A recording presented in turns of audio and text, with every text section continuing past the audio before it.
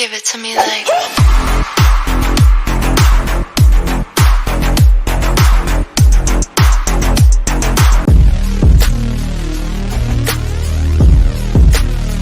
Hey, hey, hey, hey. Ooh. Hey, hey, hey, hey. Hey, hey, hey, hey. Ooh. Hey, hey, hey, hey. Wake up, every day feels boring. The same thing, routine in the morning. Grew up too fast without warning. And when it rains, it's pouring. I got dreams, big dreams. I wanna do big things, but I just can't seem to put it all together. I just wanna be seen. I'm jumping ship, I'm a diving. Middle of the ocean, swimming till I find it. I see an island, out ahead, filled with things that I've wanted since I was a kid. Swim to it.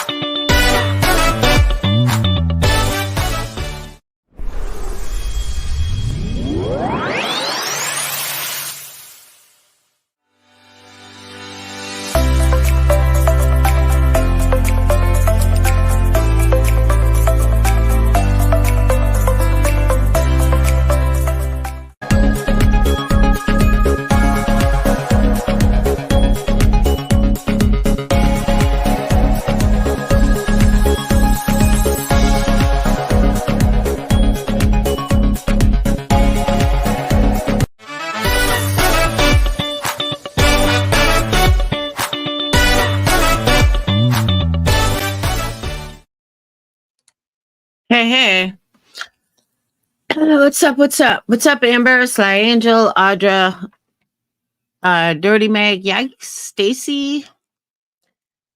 A lame intro, in my opinion. I don't know what to tell you. Don't watch it then. I don't know what to tell you. What's up, KP? How's everyone doing tonight? I am itchy. I think I got bit by mosquitoes. I thought mosquitoes don't bite anymore. They still do. That's what I get for being outside all day.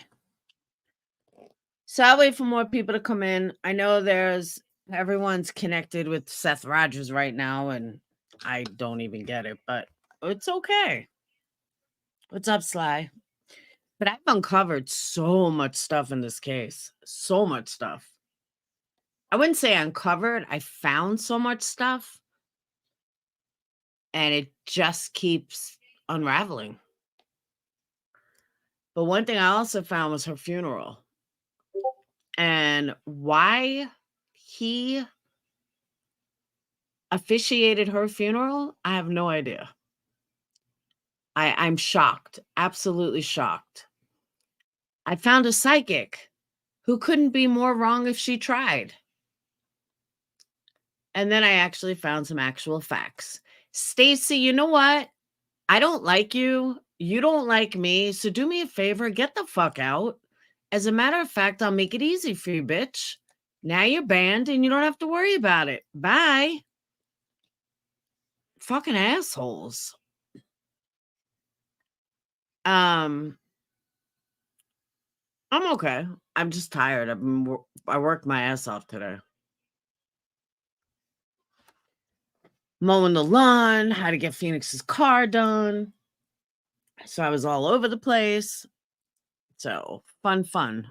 Now, let me tell you. But I was trying to find from Brittany the videos that I know she played. I went to her channel. They're not there anymore. I don't know. I don't know what happened to them. She never answered me either. I watched, based on somebody's referral, I watched Police Off the Cuff today. There's a lot of things that I disagree with him about, and I'm going to get into that. I was actually very surprised at some of the things he was saying. And now I see where Morbid may have gotten the 911 call operator was so bad. I absolutely disagree with him, but I understand why he's saying it. Part of the reason, in my opinion, he's saying it is because he does have, 25 years experience of being a police officer. And maybe the 911 call, maybe it was her first day. Maybe she froze because she never ever dealt with that before. And I don't know why he was being so hard on her. I thought it was kind of weird that he was being so hard on her. Because again, it could have been her first day or first week. He doesn't know anything about her. And I mean, I've heard some bad 911 calls from experienced operators, and you could tell they're experienced. One of the worst I ever heard in my entire life was Marty Tankliff's 911 call. That had to be the worst 911 call I think I've ever heard in my entire life. And when I interviewed him, I even asked him about it. I said, that had to be the worst 911 call that you got that I've ever seen, ever heard. It was horrible, absolutely horrible. So, police off the cuff, I disagree with a lot of what he was saying. And it was really disheartening to hear, hey, East Coast, take him. It was really disheartening to hear him give so many, what's the word I'm looking for? I wouldn't say false facts, but things that I don't think he's right about. He happened to say that, he was a cop. He's been a cop for like 25 years. And he was in New York City, which is partially where I grew up, and is where my brother was a cop. Domestic violence in New York, the cops are no better than they are anywhere else. New York doesn't have this overwhelming great statistics on domestic violence. There's a lot of bad stuff that goes on there. A lot. So for him to make it out like New York is so wonderful for domestic violence and they arrest people every day and blah, blah, blah. And yeah, to a point, that's very true. But there's a lot of bad stuff in domestic violence that gets overlooked in New York. So I want to make that clear. I know people, I mean, I grew up there. I know people that have lived it. I know people that are cops there. It's not any better than it is anywhere else. The other thing I disagreed with him on is he was saying that, now I forgot. I have to look at my notes. Hold on. I totally forgot. Luckily, I was talking to someone about it.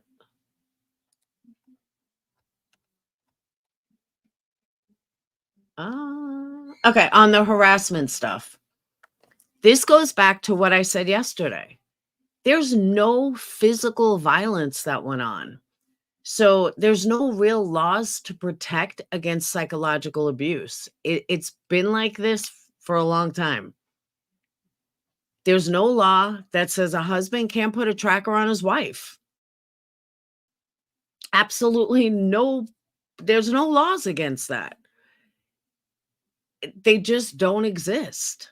So therefore, there was really nothing to arrest him for. And, I hear people say, oh, he should have been arrested. Cops are saying, oh, they could have arrested him. What are you arresting him for?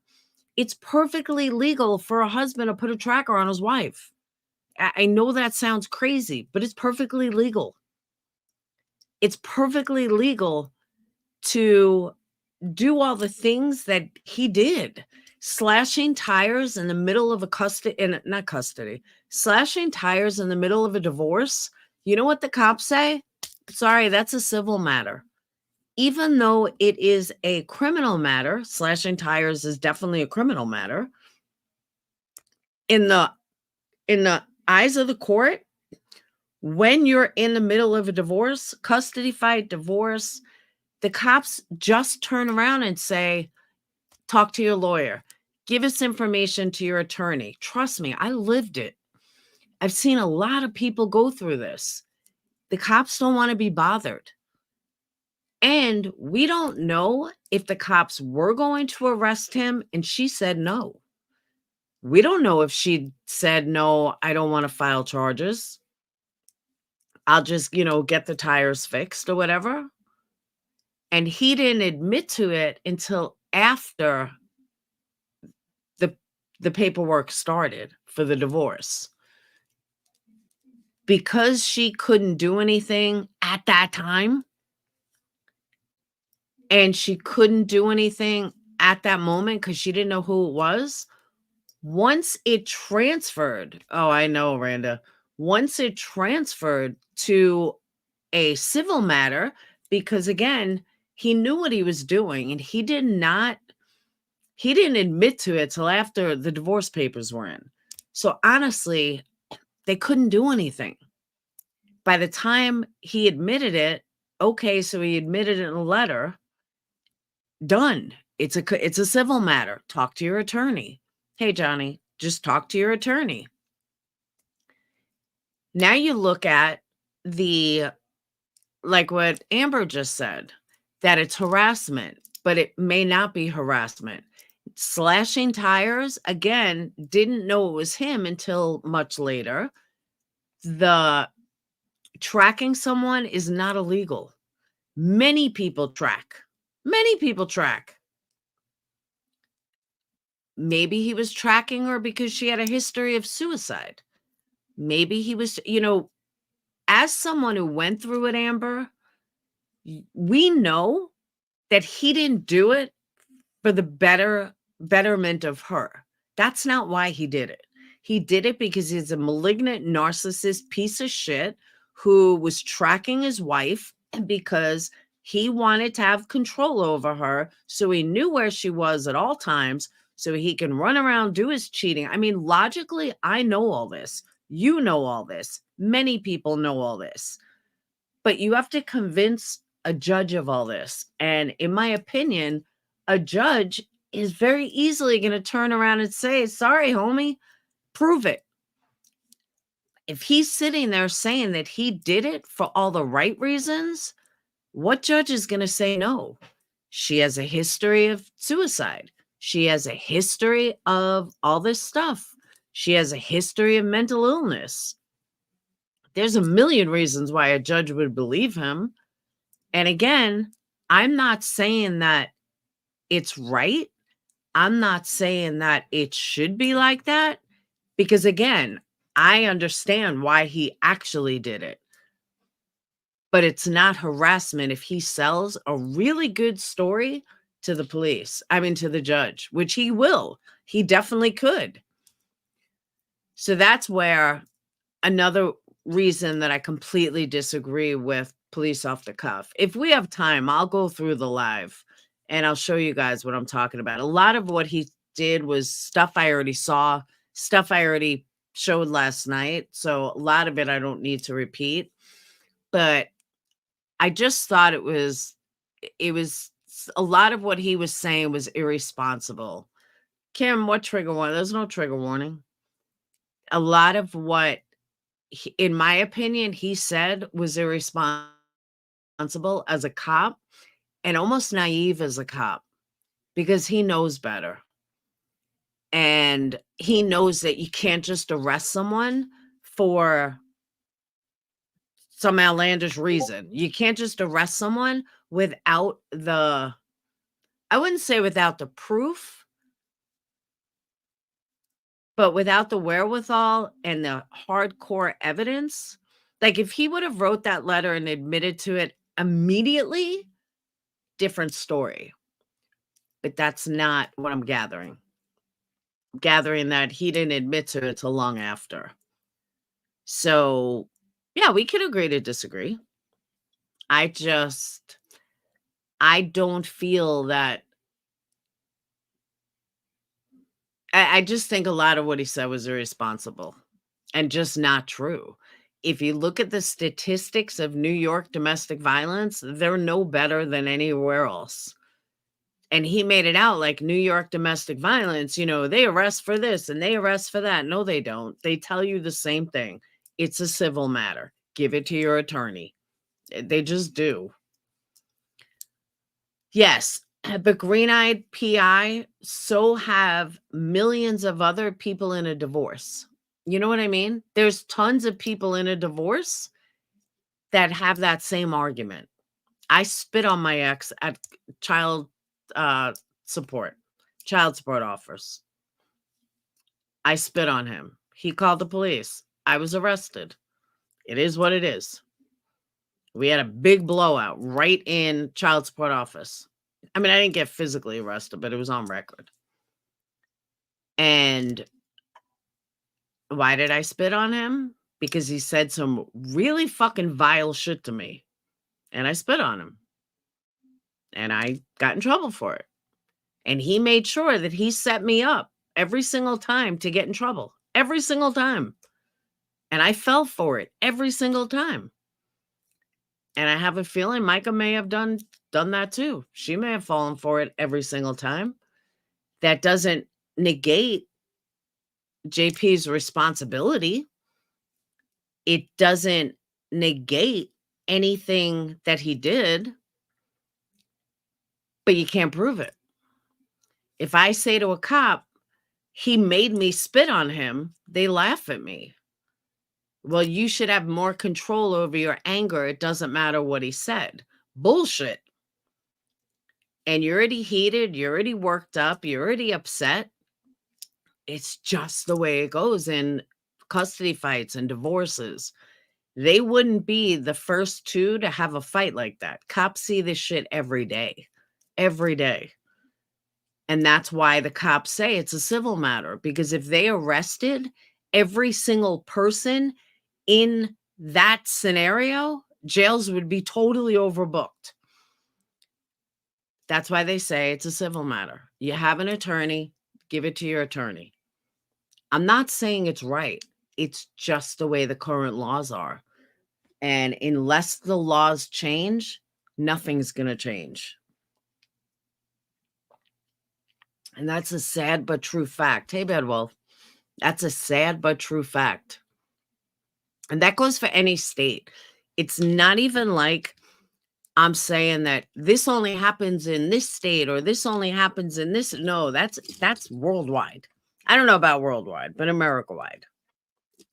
It's just the way it is. And it's family courts are the one aspect of court that needs to change so desperately. It just has to. Because if it doesn't, oh my God. Yeah, but they weren't in New York. Yeah, but that's not of a wife. You can't stalk your own wife. And that's New York. They weren't in New York. They were North Carolina. Now, the stalking comes in if I'm not with you. If I stuck a stalking device or a GPS tracking on Bad Wolf, he's not my husband. He's not the father of my child. Therefore, I have no business putting a tracking device on his car. But if he was my husband with a mental illness, like Ron, I could put a tracking device on Ron.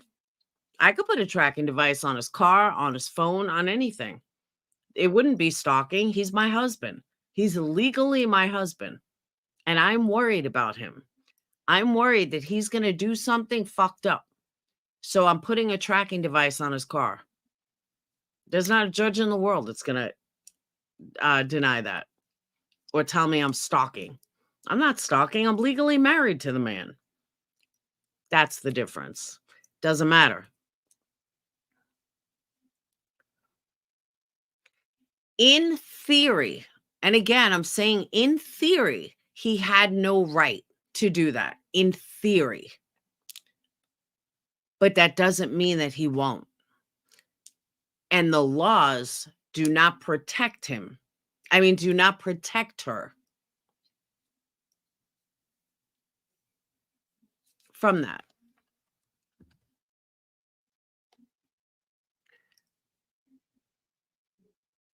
Dr. consent is generally illegal. In North Carolina, Myrtle Beach Cop Watch. Is that a brand new account?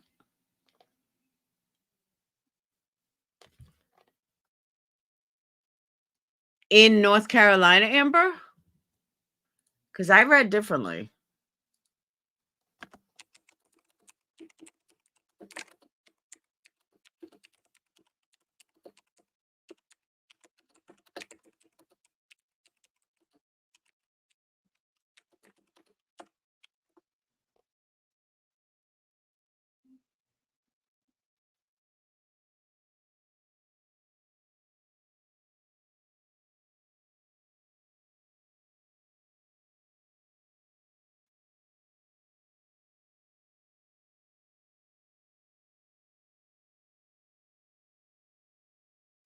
Hold on.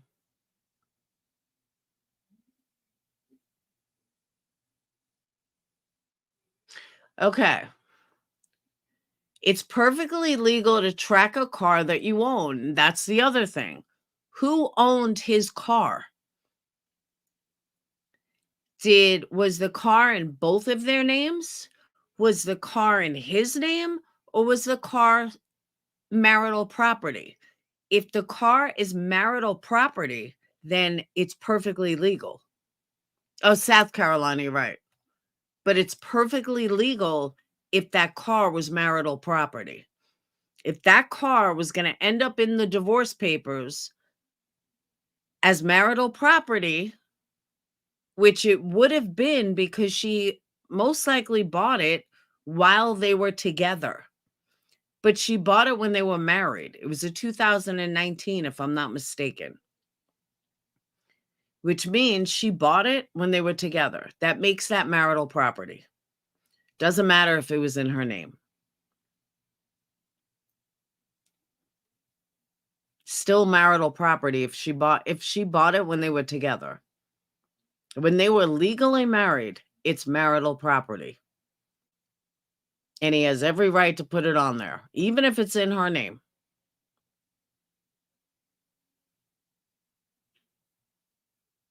If it was marital property, then he shut up, Bidwolf.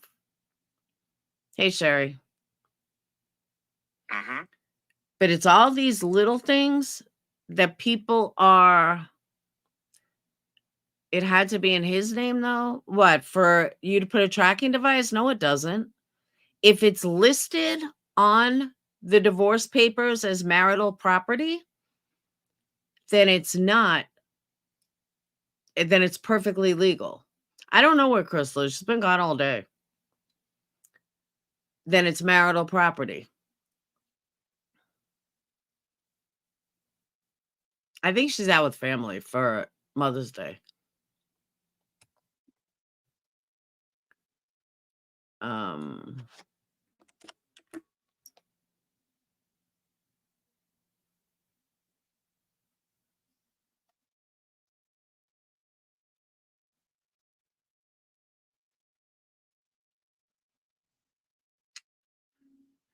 See,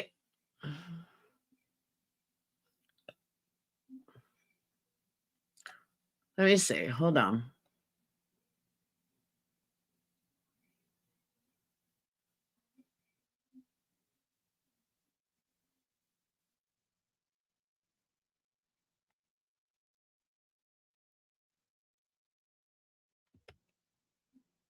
No.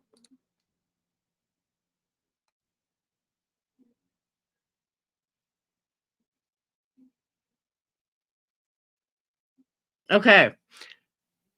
Installing a GPS locator on another person's vehicle is considered legal in South Carolina. So as long as the device is a slap and go GPS, does not rely on the vehicle's battery for power.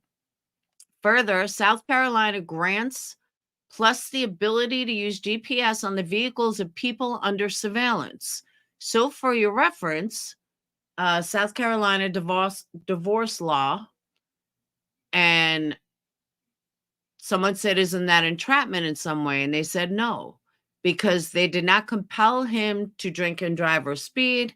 And it's talking about one particular person. It would be entrapment if he was having a meal with officers and they encouraged him to drink, then affirmed that it was okay to drive, and that's when he drove and then was pulled over. Entrapment, blah blah blah. Um. So yeah, it is legal. Ah, box. But like I thought, it is legal in South Carolina. People are looking at it as a stranger, and they may be looking up stuff as a stranger. But I knew I found this yesterday. So hold on, let me pull it up. Of course it doesn't work. Hold on.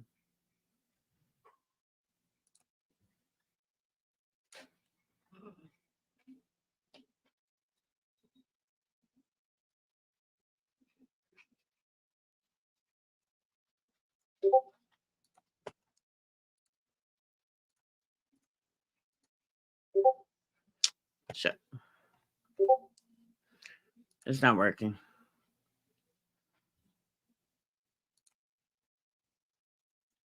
But yeah, it is legal.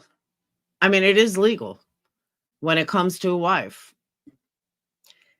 Now,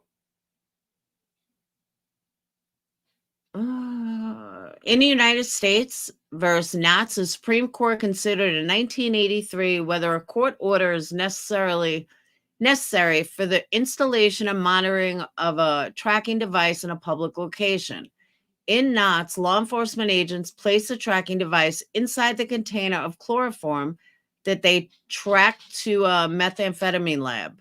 The court ruled that the installation and monitoring of the device is a public place and not a violation of the defendant's rights, because nothing in the Fourth Amendment prohibited the police from doing so. Most states seem to be heading this way. Law enforcement could put a GPS unit on a vehicle as long as the vehicle is in a public place at the time it was installed. Otherwise, I need a search warrant. That's for the police. She either owns the car or the husband and I would maybe do it. I would hire an investigator. Yeah, it's not a crime per se, but you can face civil charges for trespass by putting a foreign object on his or her car. Law enforcement can use such tactics. So it can, I mean, it's not illegal. Thanks, Box. It's just not illegal. It's legal. So again, when I hear a lot of people give misinformation about why wasn't he arrested for doing it, because it's perfectly legal of what he did. I don't think this man is stupid, and I'm pretty sure he understands the law, and I'm pretty sure he understands what he can get away with, because he's a malignant narcissist, in my opinion. So he knows what the fuck he's doing. He knows. I'm sure he researched what he can and can't do. That's probably why he never got arrested. Just an opinion, but it's probably why he never got arrested. All right, so now that we cleared that up,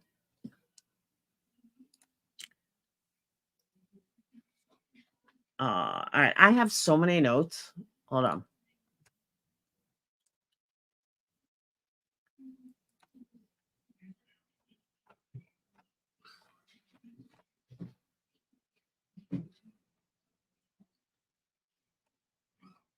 Um,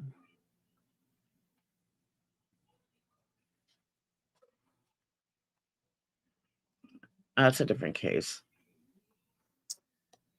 What defines a legal or illegal tracking device? If it was put on in a public place, and I just closed it out, but I did read it. The church had him step down, correct?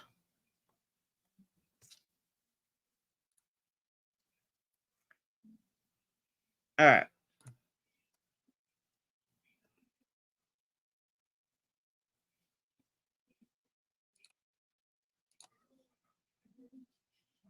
Yeah.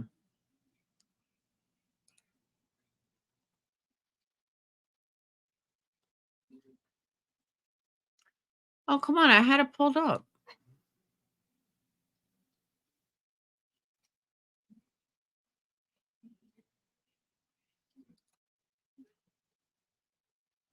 Ah,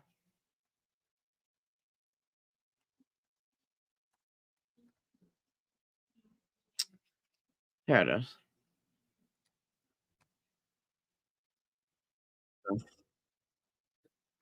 All right.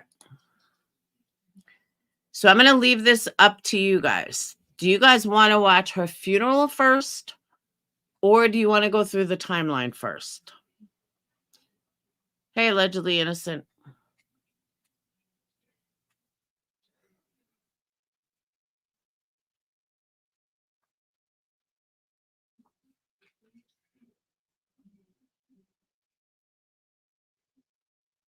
Yes. Thank you, Evil Queen. I couldn't remember. A slap device. Hey, Annie. The timeline first? All right. Hold on.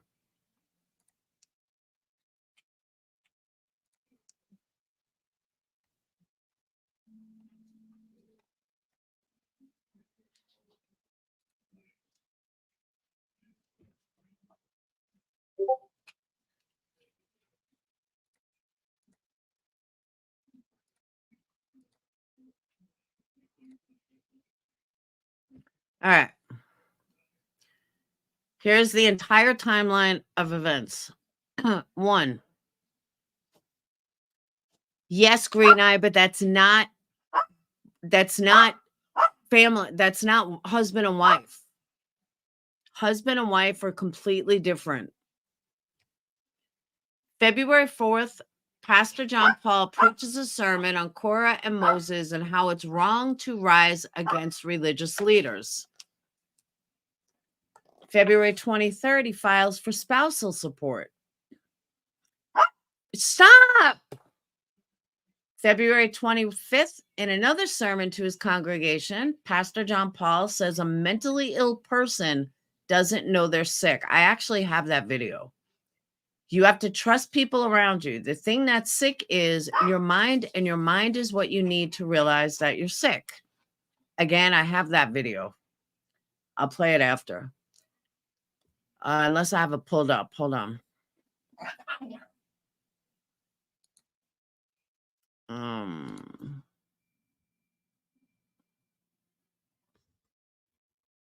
Shit.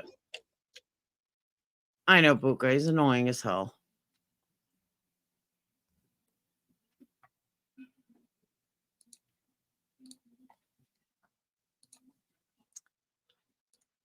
No. All right, I don't have it pulled up. Sorry, guys. I'll play it after. March 10th, preaches a sermon and reveals he went through 2 years of messages on his wife's phone. He found that 18 people reached out saying to her, if you ever want to talk about your husband, you could talk to me, and I'll keep it confidential. Visibly upset, the pastor followed up with, that's a demon talking. That's the one that I'm looking for. That's the clips that I'm looking for that I know Brittany played, and now I can't find it.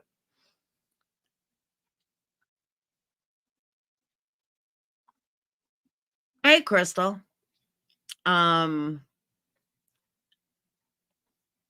Same day, John Paul says to his congregation, one thing I'm going to preach about is getting rich, strong, healthy, and finding a hot wife that loves Jesus while wearing his wedding ring. I have that video too.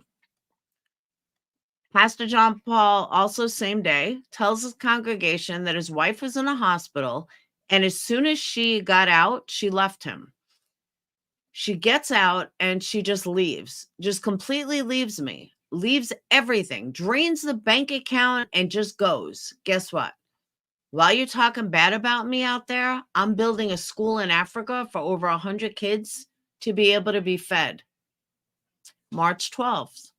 Pastor John Paul's request for spousal support was dismissed. There's no explanation as to why. So everyone thinks she just filed for divorce 2 days prior. No, it was much longer than that. It was at least a month, because if you're already filing for a spousal support, then back in March, then it was more than 2 days. This has been going on for a while. March 17th, he tells a story of a pastor whose wife left him for a member of the staff. Pastor had to hire a third-party company to find her. Once he found her, divorce papers were drawn up. When the time came to sign the papers, the pastor couldn't do it because the Bible says divorce is wrong. And if she wanted out, she would have to leave him because the Bible says divorce is wrong. March 17th. Now, all of these videos Brittany had, and I don't know what happened to them.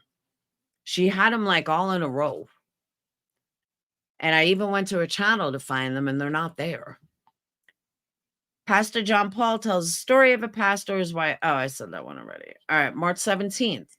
In a Facebook post made by Mica's sister, Sierra Francis, says she keeps an eye on her phone for fear of my sister's safety due to others' behaviors towards her. She goes on to mention the sermon from March 17th and calls out the congregation of Solid Rock Church.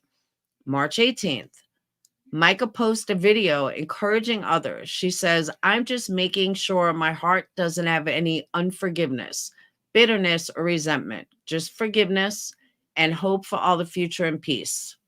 March 22nd, Mica posted another video suggesting she was being abused physically and mentally. She also says God hates divorce. But how does God feel about abuse? She also suggests her husband forced her to take illegal drugs. I got that impression too yesterday. April 16th, Mica files for spousal support. April 23rd, a hearing notice was sent out for Mica's request. A court date for June 5th was set. April 27th, Mica Miller is found deceased. April 28th, Pastor John Paul announces to his congregation at the end of service that his wife was dead and it was self-induced. He also reminds the congregation of her mental illness.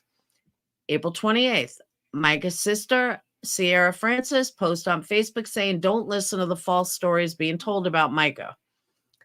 May 2nd, in an interview with ABC, Pastor John Paul says she was probably the greatest wife anyone could ask for. He also, once again, points out her mental illness. Now, I have some of those clips. Stop. Some of those videos. Now, this is another letter that he sent her. Hey, Mike, I hope you're doing well. I'm ready to be done and move on and heal and find a first lady who won't treat me the way you are. I really hope you do great things. I was willing to do anything. I even had the amazing desire to have kids since you're not on meds. And I want to apologize for the flowers and fruit. It was already paid for to last until your birthday. Feel free to give it all away. I sent that to you before I found all the things that I have recently found out about you and what you've done. You disgust me. So please, let's meet soon and be divorced and let this nightmare be over for me. I'm enjoying all the Africa missions, and Pastor Jumba and all the pastors' wives are so excited for what we're doing. We expect 120 kids on our first semester. I have about 10 to 20 people going this time. Now, what confuses me about this, I thought she was the one doing the Africa missions, but it seems it was her doing it's him doing the Africa missions. I thought that it was her. So that's why I was a little confused. But this is such standard, typical, malignant, narcissistic behavior. Exactly, emotional blackmail. The fact that he is sitting there like, oh, what you've done to me, you've hurt me so much. This is textbook, guys. I don't know if you have ever been through it. This is fucking textbook. All of them do this. This is not even something like, oh my God, he's so evil. Yeah, he is. But this is standard. if you put malignant narcissists leaving a relationship, this is exactly what they do.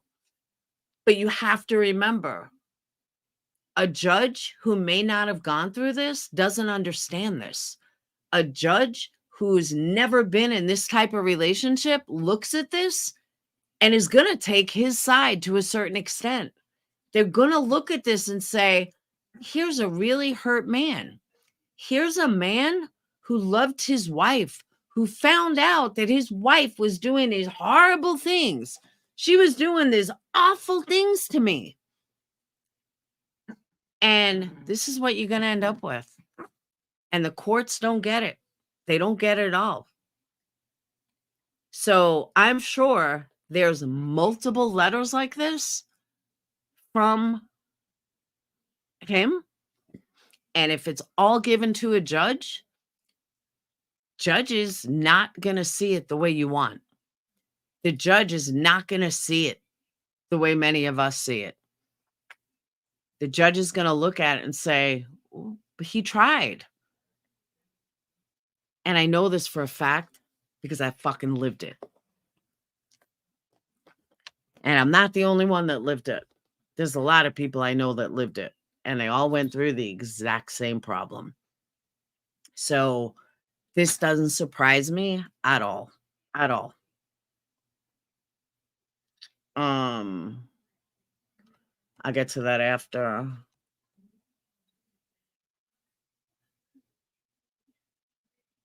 This was a letter. I don't know if you guys have seen this. His attorney wrote a letter that the law offices of Russell Long, on behalf of our client, Pastor John Paul Miller, issues this press release to clarify the circumstance surrounding the tragic passing of Mica Miller. Have you guys seen this yet? Following the untimely death of Mica Miller, unfounded rumors and false accusations began circulating on social media. Hold on, let me get him a bone. Shut the fuck up. My God.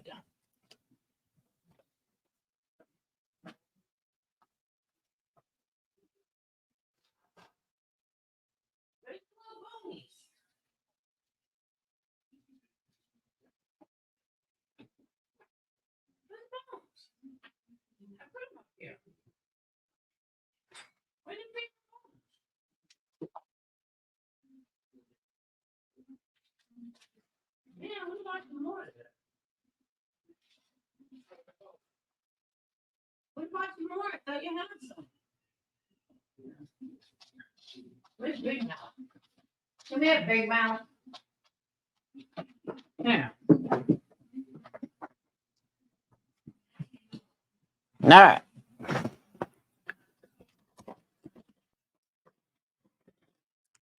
She could have had a binder of evidence. Still doesn't prove anything, unfortunately. The cops, honestly, judges don't really look at much. They don't. So, social media involving Pastor Miller's involvement in her demise. This was actually written on the 9th, May 9th, so 2 days ago. This created a buzz, causing local and national media outlets to begin proliferating these falsehoods on a mammoth proportion. Our client refutes any report that suggests he ever abused his wife. Recent reports claim that Pastor Miller groomed his wife from the age of 10 years old. Couldn't be further from the truth. She moved to Myrtle Beach at the age of 15, was married to another man at the age of 18, and divorced at the age of 21. It has come to light that Mica struggled with mental illness, specifically bipolar disorder, which, when not properly managed, led to paranoid episodes and self-destructive behavior. Again, Mica suffered from mental illness, and some reports made by her in the recent past are nonsensical. This unfortunate reality underscores the importance of destinizing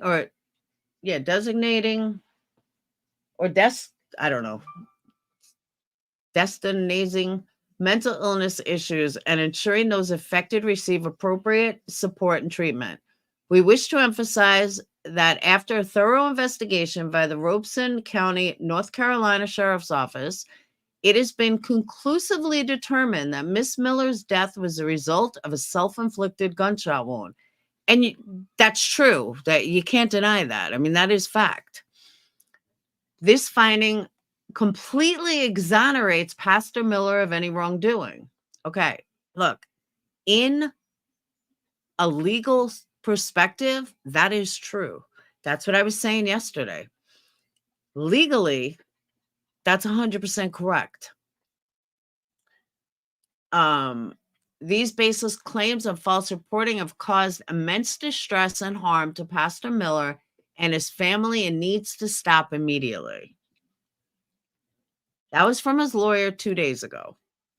Is his lawyer wrong? No, he's not.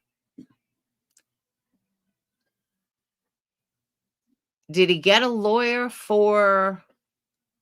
Actually, you know what? Before I say that, does anyone know what kind of lawyer this is? Is he a defense attorney? Is he a personal injury lawyer? That kind of makes a difference too.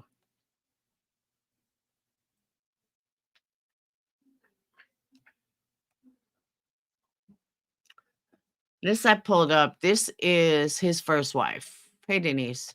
This is his first wife. Yes, they look a lot alike. No doubt about it.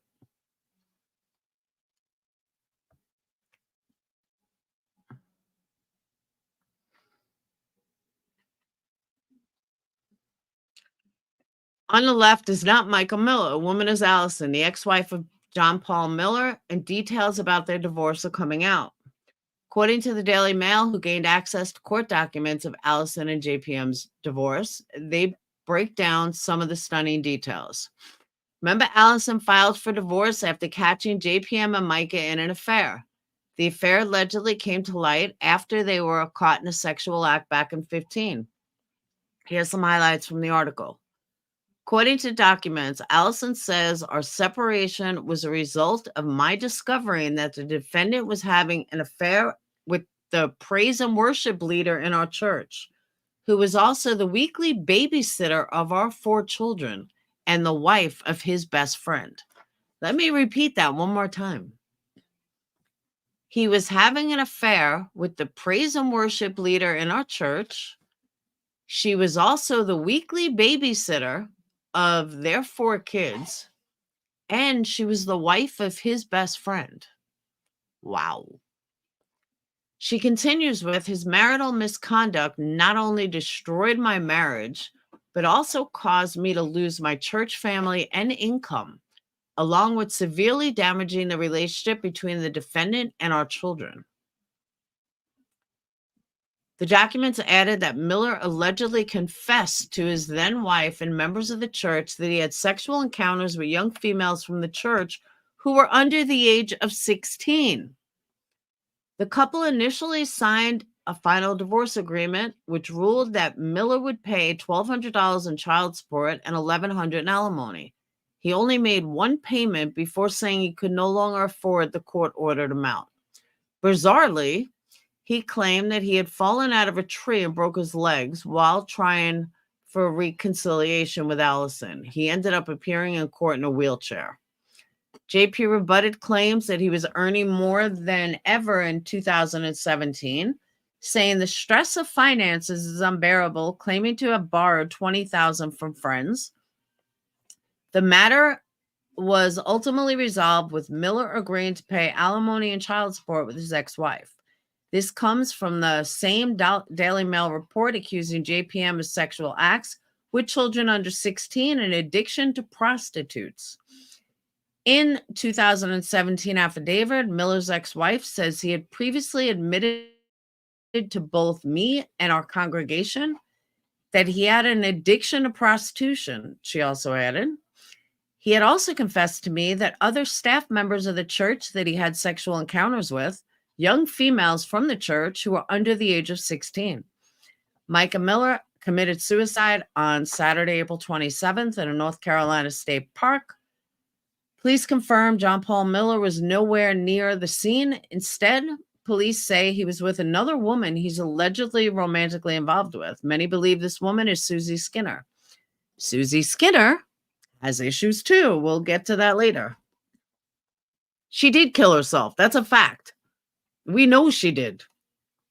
Nobody is disputing that. Like, she did do it. Between the 911 call, all the evidence, she did do it.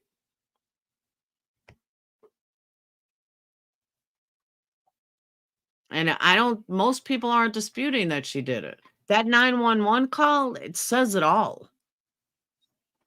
She's seen on video buying a gun. There's nobody in a car. There's tons of evidence to show she did this. But what drove her to do it is something totally different.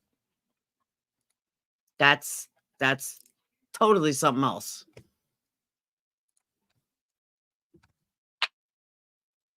All right. Hang on.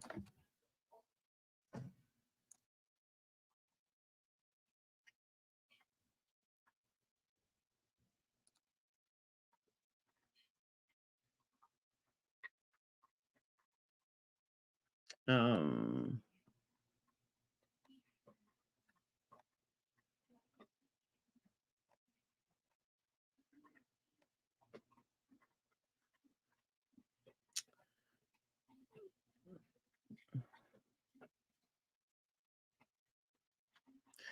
right.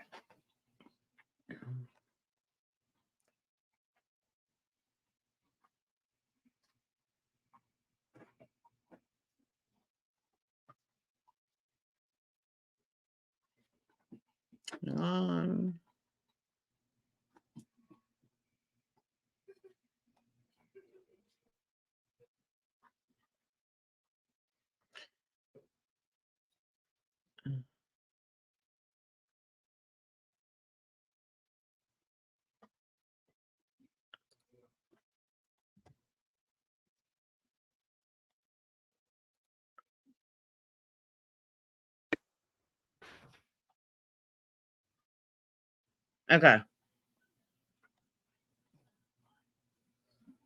Hang on.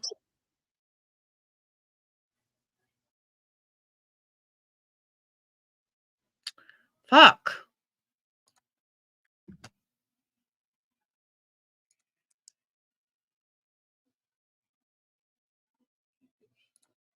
Sometimes I legit hate Facebook.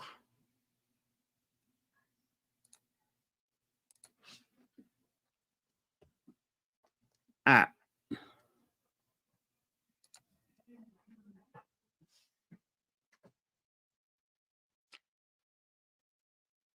Tamsley, no, you're wrong. There's nothing. There's evidence. There's 100% proof evidence that she did this by herself.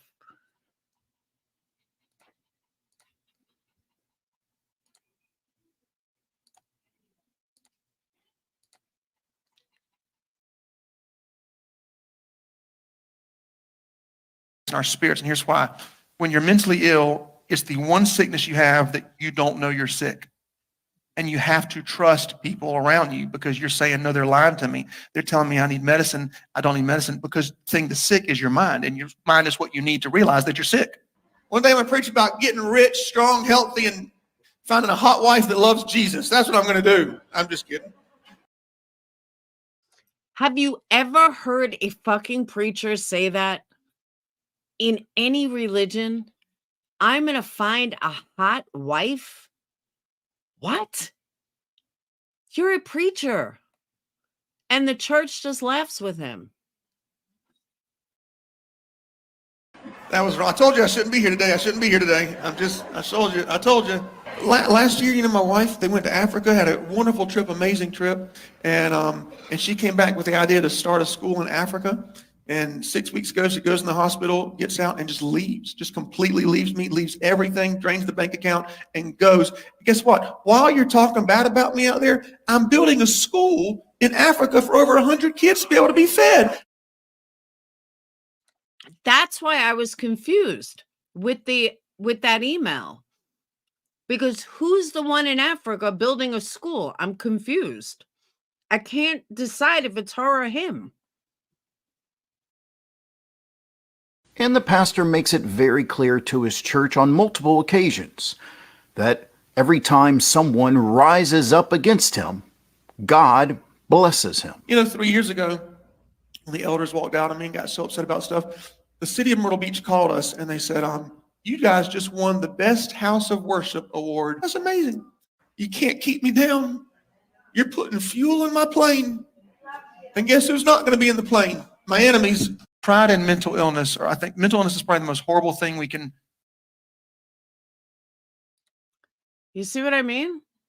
It's like, who is going to Africa, him or her? It's hard to decide.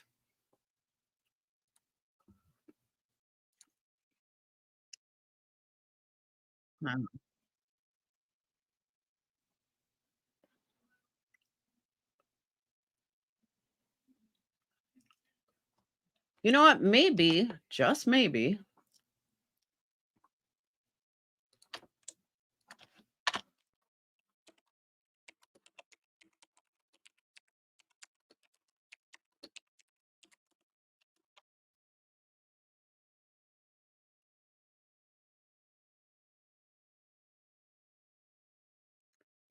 uh,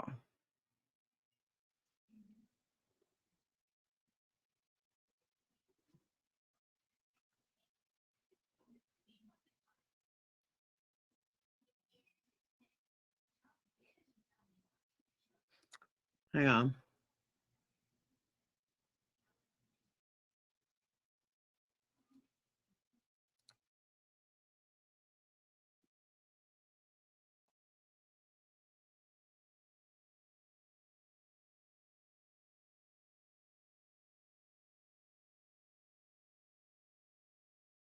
Okay, here's another one, which makes absolutely no sense to me as a preacher.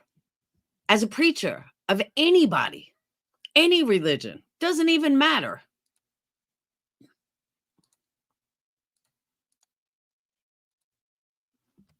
Tell me if you've ever heard any religion talk about this. And Elijah, he had some men with him that were stronger. They could have taken care of those guys, but they just let it go and kept on going. And in verse 24 it says, then 2 female bears came out of the woods and tore to pieces the 42 boys. Now, I got some people I would love to see torn to pieces by some bears, okay? I have some enemies. I'd like to buy them a ticket to the zoo and just pray and see what happens, when they get by. Anybody got any? No, am I the only? Who the fuck says that? What preacher would say that? I've never in my life heard any religion talk like that, ever. If you're Christian, then you believe in forgiveness.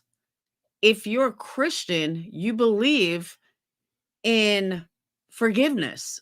So when I hear shit like that, I'm like, and people wonder why I'm an atheist, it's shit like this. It just doesn't make any sense.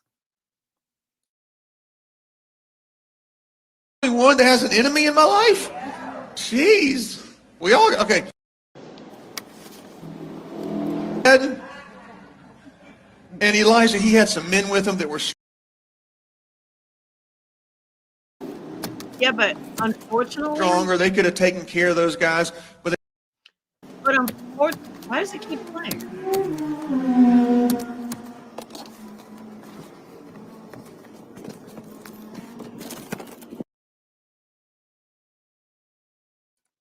Unfortunately, why in the world are the church people laughing? Welcome, Marissa. Why are the church people laughing? Why do they think that's funny? That is not something a Christian preacher says in any religion. I don't care what the religion is. That's so not normal.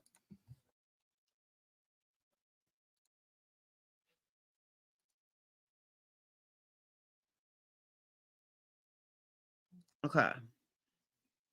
This is kind of like an extended version of the other one. He does an excellent job with this, though. Hold on.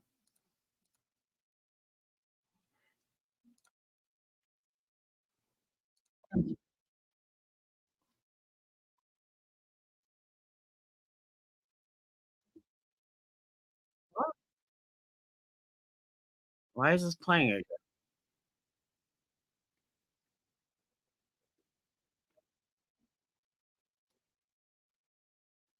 Okay. I was like, where the fuck is that coming from? All right.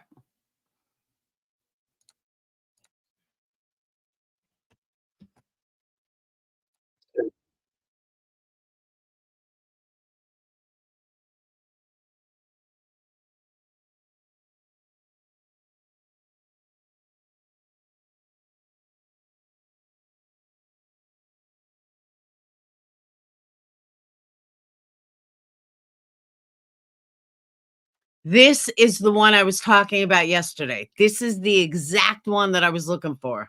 Listen to this. It is insane. Talk about manipulation at its finest. Can you guys hear it? Hold on. I don't think I had it on sound.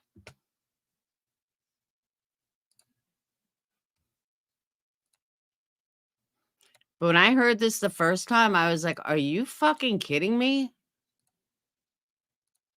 Wait till you guys hear this.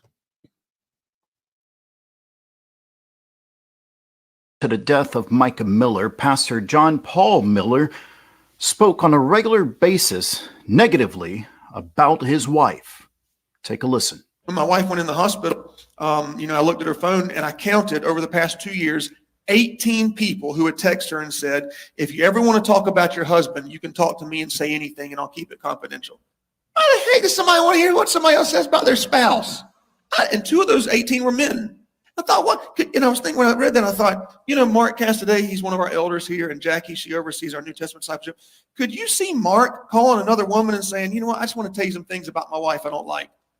Or could you see Jackie calling a woman or a man, either one? No, if someone wants to call you and say bad things about somebody else, that's a demon talking to you. And the only way to respond is with the word of God. Going through 2 years worth of messages on his wife's phone, the pastor seems frustrated that people would reach out to talk to her about him. And the questionable remarks, whether directly or indirectly, didn't stop there. Pride and mental illness, or I think mental illness is probably the most horrible thing we can face in our bodies. And pride is probably the most horrible thing we can face in our spirits. And here's why. When you're mentally ill, it's the one sickness you have that you don't know you're sick. And you have to trust people around you because you're saying, no, they're lying to me. They're telling me I need medicine. I don't need medicine, because the thing that's sick is your mind. And your mind is what you need to realize that you're sick. One day I'm going to preach about getting rich, strong, healthy, and finding a hot wife that loves Jesus. That's what I'm going to do. I'm just kidding. That was wrong. I told you I shouldn't be here today. I told you. Last year, my wife, they went to Africa, had a wonderful trip, amazing trip. And she came back with the idea to start a school in Africa. And 6 weeks ago, she goes in the hospital, gets out, and just leaves, just completely leaves me, leaves everything, drains the bank account, and goes. Guess what? While you're talking bad about me out there, I'm building a school in Africa for over 100 kids to be able to be fed. And the pastor makes it very clear to his church on multiple occasions that every time someone rises up against him, God blesses him. 3 years ago, the elders walked out on me and got so upset about stuff. The city of Myrtle Beach called us and they said, you guys just won the Best House of Worship Award, #1 church in all of Myrtle Beach. I thought, I didn't even know that. I said, how does that happen? They said, we phone call, we poll people all through the community. We look on social media, we see what people are saying, all these different things. And y'all got first place. Oh, that's so cool. 2 years ago when we started the school and people started giving me all kinds of problems and headache and things behind the scenes that had nothing to do with the school at all, got upset, stabbed me in the back. Myrtle Beach called us again. Guess what? Y'all got Best Church of the Year 2 years in a row. That's amazing. You can't keep me down. You're putting fuel in my plane. And guess who's not going to be in the plane? My enemies. You have to take a taxi if you want to get there. And I pray for you, my enemies. I pray that you come to a place of repentance. I pray that you realize you're not hurting me. You're hurting the kingdom of God. And in this sermon, the pastor preaches that it's wrong for people to rise up against religious leaders. So long story short, Korah gets 2 other guys that are leaders in the church with him. Those 3 leaders then get 250 Israelite leaders, and they begin to rebel against the leadership of Moses. You say, what did Moses do wrong? That's not the point. It doesn't matter. Doesn't matter. The matters is the hierarchy of how God had it set, and they're rising up against him because Satan loves to use disgruntled people. If you knew every single thing about me, everything I've done wrong, you probably wouldn't be here today, and you probably wouldn't want to be my friend. And finally, and possibly But think about it like this. If he can do this to random people and convince people just sitting in church, can you imagine what he could do to someone that loves him, someone that worships him, someone that took vows with him? Think about that for a second. He can fuck with their mind so bad. the most important one. The sister of Mica Miller made this Facebook post on March 17th. It says, I was sitting in church today when I received a text message. Usually I don't check my phone and I keep it on silent. But with everything going on with my sister, I've made it a point to try and keep an eye on it for fear of her safety due to others' behaviors towards her. To no surprise, it was a message about what was said from the pulpit today in Myrtle Beach at her church. I have so much sadness that someone could take the position that was hopefully given to them by God and use it for their own benefit, abusing God's gift of free will. Though she doesn't speak specifically about what was said in the message, here's what I believe she was talking about. A friend of mine that's a pastor called me last week, and one day on a Monday, his wife told him that he was the greatest husband in the world, that she loved her life and she was so appreciative. The very next day, something happened and she left. And he didn't know where she went. She just left all of her things, left everything she had, everything she worked for, everything. He didn't know what to think. He had no idea what was going on. So he hired a third-party service to find her and see where she was living and that kind of stuff. And they did. And last week they turned in all of their evidence to his lawyer, and he discovered that she had left him for one of his staff members, a young man that he had trained and to learn how to preach. That he had shared his pulpit with him, a young man who the pastor had paid. Now, mind you, the manipulation is because that's what he did. He's the one that left his wife for a staff member. But this manipulation, and Johnny, if you don't think that he was able to convince people, you're insane. He wouldn't have the power that he has if he wasn't able to convince people. People wouldn't go to his church. People wouldn't go to his sermons. They wouldn't give money. He absolutely convinced them. He's a victim, according to a lot of people. He's the victim. She's not a victim. He's a victim. And I'm not saying I feel like that. I'm saying that's how a lot of people see it. Not like smart people, but people that are wrapped up in the church. To go to Bible college, gave him a job. He worked hand in hand with the pastor. And in one fleeting moment, the pastor lost his wife and his good friend all at the same time. When he saw the information over at the lawyers, he started to throw up, just throw up one trash can, second trash can, a third trash can, and he just started to dry heave. He couldn't believe what he saw was the most horrible image and worst thing you could ever imagine. The lawyer drew up the divorce papers. The lawyer told him and said, you have everything you need now. You can be divorced in 3 months. And you'll never have to see her again. You won't have to give her a dime. There's far more than enough information to take care of everything. The pastor said, give me the papers, draw them up. They got all the paperwork ready. They put the pen in his hand, and he just couldn't sign the paper. They said, but don't you see everything and don't you understand? And he called a lot of the elders, and they supported, if he wanted to leave her, just leave her. This is it. For some reason, he just couldn't do it. And so he went home and he wrote her a letter. And all he said was, I forgive you for what you've done. And I already forgive you for whatever you're going to do. Whenever you want to be restored, just call. And if you want a divorce, you'll have to leave me because the Bible says, I'll never leave you nor forsake you. He left. And the hardest thing he's ever had to go through, he can't hear from God very clearly. He doesn't know what God wants him to do. He knows that she's not herself and doesn't know how to handle it or how to respond.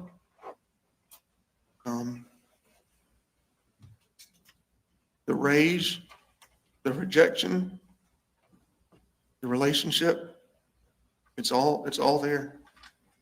And so if you get a chance, pray that his heart does not remain angry or upset, because it's destroying him. And for those who say he may not have been talking about Mica in that clip, take a listen to this. This is the worst sermon I've ever preached my whole life. I can't stand it. I just want to give the altar call and quit now. One day, listen, if you ever want to know what I'm going through in life, it's always about what I'm preaching about. God is so good to do that every single time. Remember, the only one to announce that Mica took her own life was her husband. Police have not, and the investigation continues. God hates divorce, but why? According to everybody I've asked and the scriptures that I've found, it's because it hurts people. But does abuse hurt people?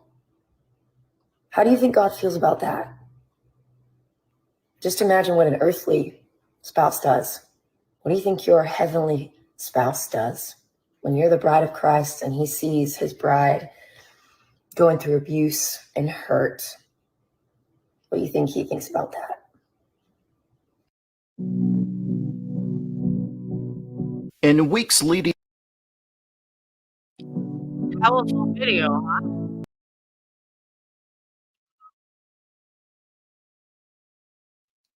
Why does it go so fast? Powerful video, right? I wish his sermons were still up.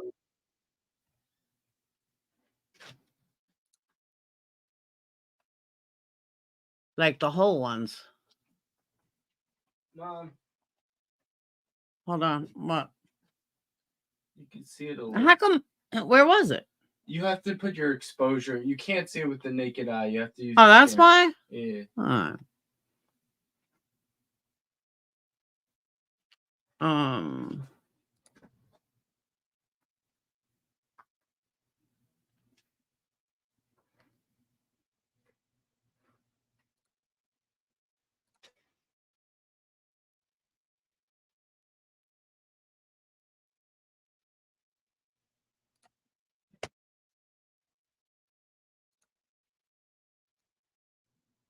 Isn't it crazy? There's more.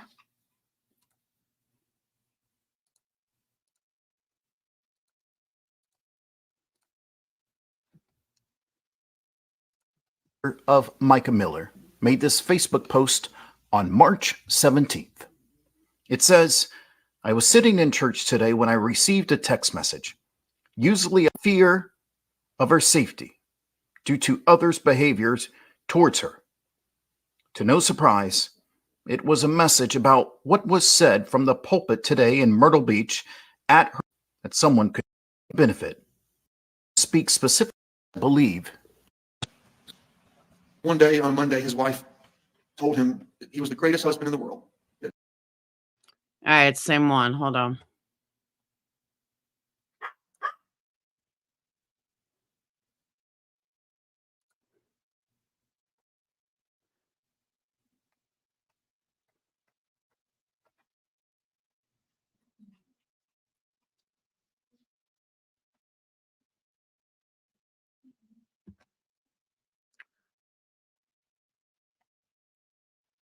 Mhm.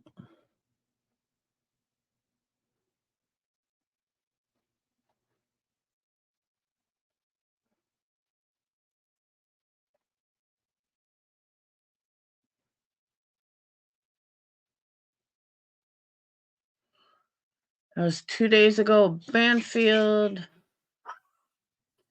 We got that.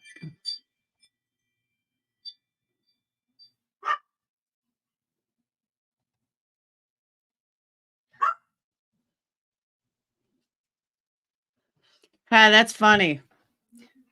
Remember the Natasha Cooper post I did yesterday? That wasn't her post. That was this guy's post. She stole it from this guy.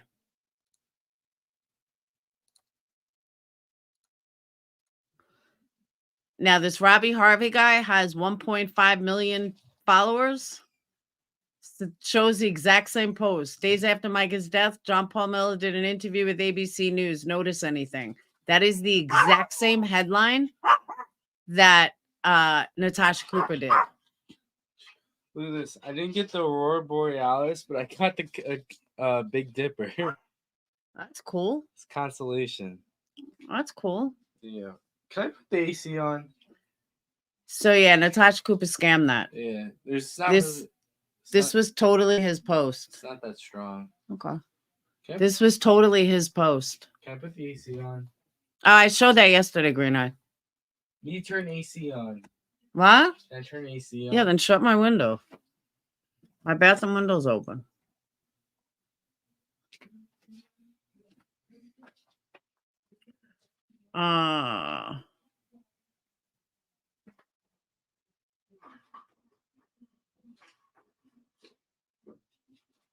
Okay, that one I played.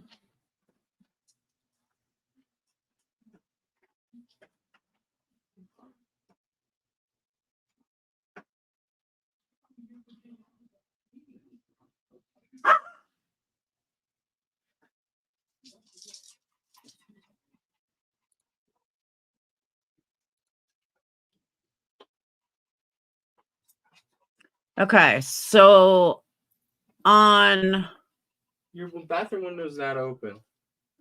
that one, Yeah. Wait, it was. Oh, this one. I didn't see this one. On March 27th, he actually called the police on her for harassment. This is the exact reason. Okay, now This is the exact reason why this is like a civil issue and no cop would touch it.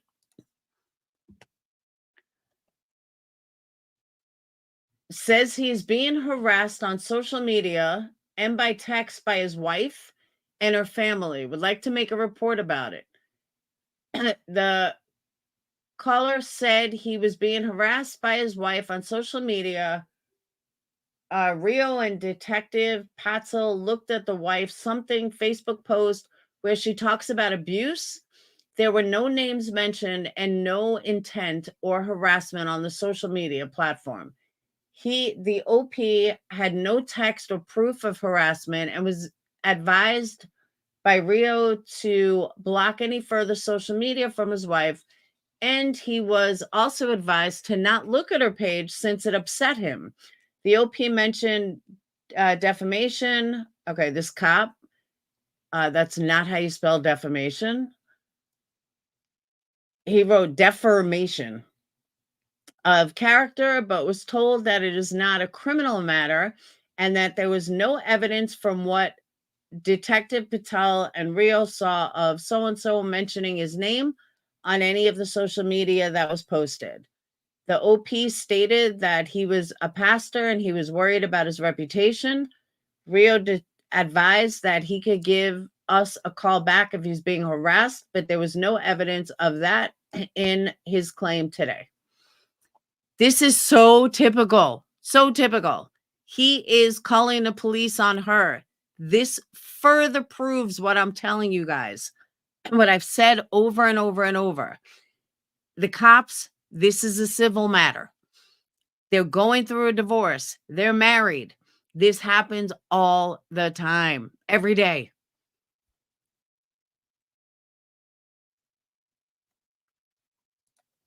Every fight, every divorce, every custody fight, same shit.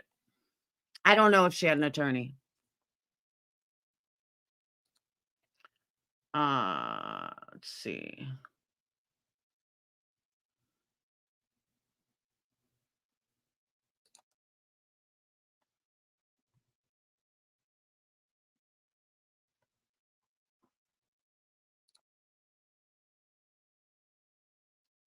So after he had an affair, did you guys hear about this? The letter he wrote to his congregation?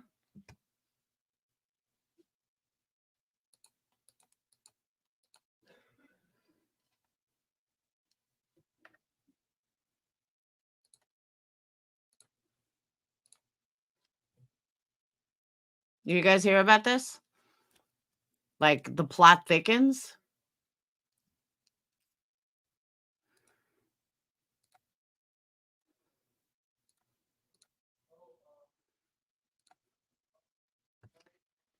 Dear friends, see, it won't let me scroll. Dear friends, it's funny how the last series I preached was on tests, trials, and attacks. I can honestly say that I need to re-listen to my own sermons. Though Solid Rock is going through a big trial, there is light at the end of the tunnel. I failed a test. I reopened. I am and will for years to come remain faithful in counseling and have more accountability than ever. I sinned and disappointed you. I wish that I could please everyone who remains upset by paying for my sin, but I can't. I cannot atone for what happened. The consequences of my actions are far more horrific than you can imagine, but I'm not going to turn my back on God. God has given me a gift. He has anointed me to speak his word in a way that draws people closer to Jesus. Just because I failed a test doesn't mean I'm going to turn my back on God and stop using this gift. I was recently offered a full-time secular job that would allow me to leave the ministry and never have to deal with the shame or embarrassment of what happened in my past. If I take this job, I would have had a more peaceful life with no problems that come with ministry, no headaches, no cell phone, and I wouldn't have to stand up and preach God's word while looking in the eyes of people who know of my failure. Although the offer was tempting, and though I will most likely take a part-time job on the side as to take care of my family during this season, God has called me to rebirth Solid Rock Ministries. I'm asking for your help. If I have sown any seeds in the lives of you or your families for the past 9 years, and if there's a harvest available for me to draw from, now is the season to release that harvest. I am asking you to give me 1 year to begin to earn your trust back and make Solid Rock everything God's called it to be. Starting August 2nd, we will be going to one Sunday morning service at 10:30 until the end of 15. Anyone who's willing to serve or lead in some capacity, please meet in the sanctuary on Saturday, August 1st at 10 a.m. for a leadership servant meeting. As a side note, I am looking at bringing on a retired minister to help me pastor Solid Rock, as well as redeveloping the structure of accountability. Solid Rock will be adding trustees to our ministry. The trustees will consist of successful and experienced pastors from different areas in South Carolina that will oversee the finances of the church, the legal authority of the church, and hold me as a senior pastor accountable for any and all decisions made at Solid Rock. These pastors will be introduced to the congregation over the next 6 months. On a more personal note, Allie and I are communicating every day as we work through our future. And if we had to do it all over again, we would have not involved the church in our personal life. Well, he didn't learn anything the second time around. This makes it so difficult on ourselves and our children. It's especially hard to hear from God when there are 400 voices, texts, emails, and phone calls telling us what we should do. I thank those of you who have sincerely prayed, loved, forgiven, and remained on God's side through all of the gossip meetings, Facebook entries, and gatherings. I am also continuing all of the counseling, inner healing, and pastoral counsel that I have been receiving for the next 2 years minimum. For all of you who refuse to let a dream die, a ministry fail, a vision becomes blind. I hope to see you all Saturday, August 1st at 10 a.m. Thank you so much, and God bless. Oh my. I'm not even going to say, oh my God. I'm just going to say, oh my. Oh my, oh my, oh my, oh my. Wow. Just wow. Talk about a bunch of total rhetoric, nonsense, bullshit. Here's another police report on.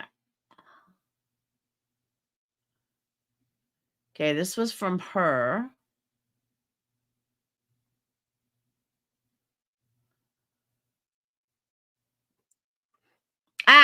Hold on. I swear to you guys, I did not see this prior, but it only confirms what I said.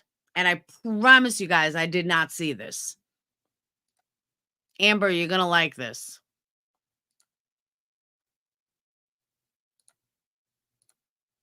Hang on.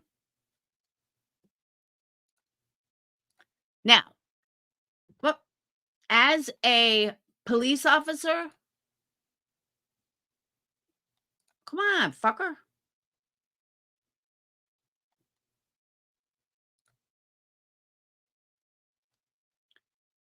This is what I'm talking about. Police on the cuff. Before they make statements, I expect more of a 25-year veteran. I expect more. I expect a little research. Boom. The last line of I'll read the whole thing, but the last line says clearly, due to both parties stating they were legally married, I made the determination that the Honda Accord was considered marital property. Therefore, I could not establish a criminal offense. I have nothing further at this time. Boom. On February 21st, 2024, I met with the complainant at 300 Coastal Grand Central in the city limits of Myrtle Beach in reference to the report of a stolen vehicle. The CP stated that she has been separated from her husband, the involved other party, since January of 2023. The CP stated that she was involuntarily hospitalized on 2/8 and left her silver 2019 Honda Accord parked in the parking lot of the Walmart neighborhood market located, they give the address. When the CP was discharged from the hospital, staff informed her that her husband picked up her purse and car keys while she was hospitalized. The CP stated that when she was released from the hospital on 2/10, she returned to the Walmart neighborhood parking lot and discovered her vehicle was gone. The CP believed that her husband fraudulently initiated her involuntarily hospitalization and stole her car while she was in the hospital. CP stated that she has known her husband since she was 10 years old and that he groomed her while she worked for him at Solid Rock Church until they were married 6 years ago. I contacted the husband, who stated that he and his wife were not legally separated and that she suffers from mental health disorders.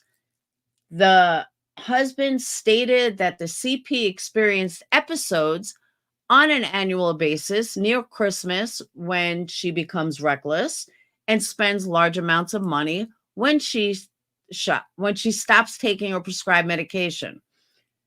The husband stated that he was in possession of the silver Honda Accord in order to prevent his wife from selling it during this episode.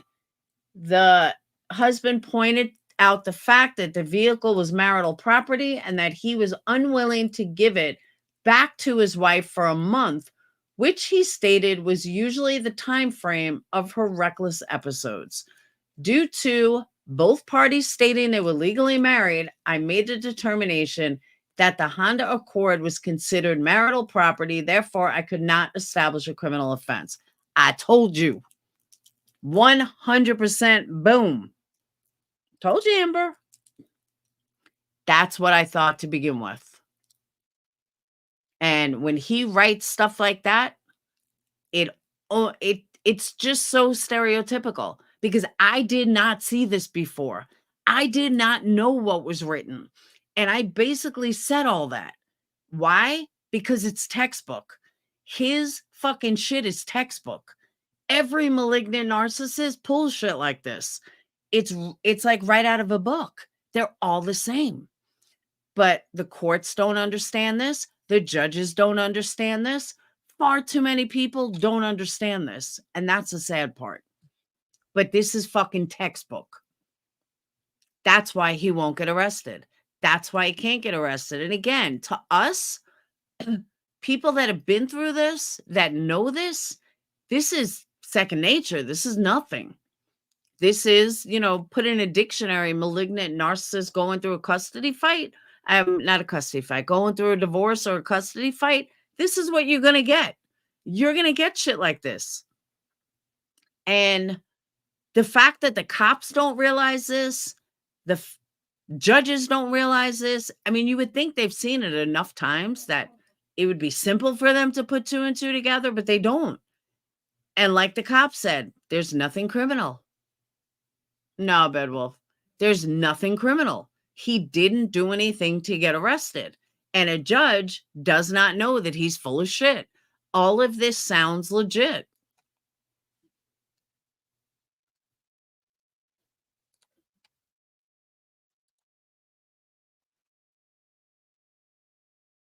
And that's why I just don't understand why people are running around saying, oh, he should be arrested. No, there's nothing to arrest him for. Let's see if there's anything else.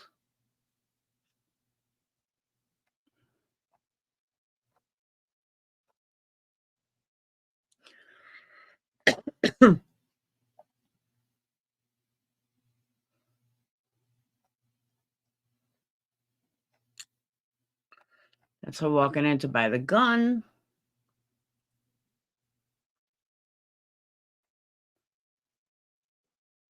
Her buying a gun.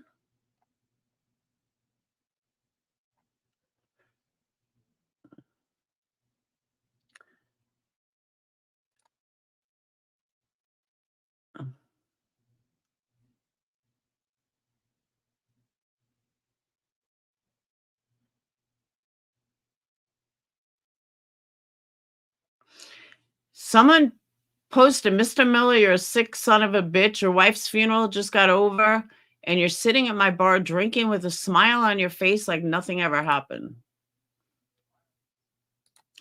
All right, I want to watch. He officiated the funeral, and I do want to watch it. I haven't seen it yet. Oh, here's the full text from old girl, the waitress.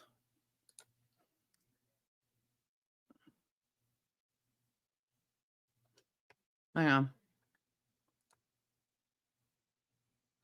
Taking the car is not a reason to arrest him. I agree with that. No, but he stole it. Technically, he stole it. I'm trying. I think I need a bikini pic of you. LOL. I don't know if I really have any. Come on. No bikini. LOL. I just think most of the time when I'm in a swimsuit, I'm also in a mermaid towel. Are any of my pics going through? Nope. Do you have just one with the mermaid towel? Haha, I don't think I do, actually. Give me something. I'm still trying to send this.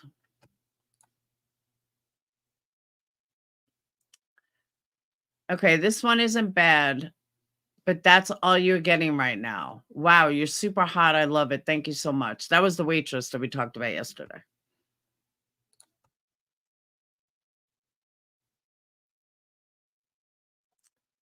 What do you do? Well, I'm a senior pastor at Solid Rock at Market Common, but I'm headmaster and founder of Faith First Academy. I'm going through a divorce due to my soon-to-be ex-wife is bipolar and schizophrenic and left town after she found out the mental hospital for the 7th time. I'm also an owner of Crocodile Rocks at Broadway at the beach. So he's got a lot of shit going on, if this stuff's true. No, I haven't looked, Marie.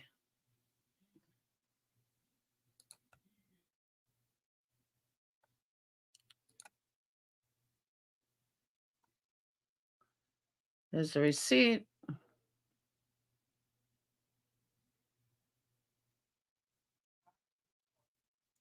Why is there a number missing?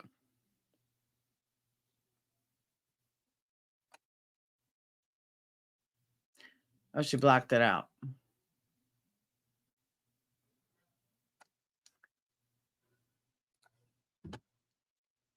He's an idiot. All right. I could go through this guy's Facebook for days. But I do want to see what he said at the funeral.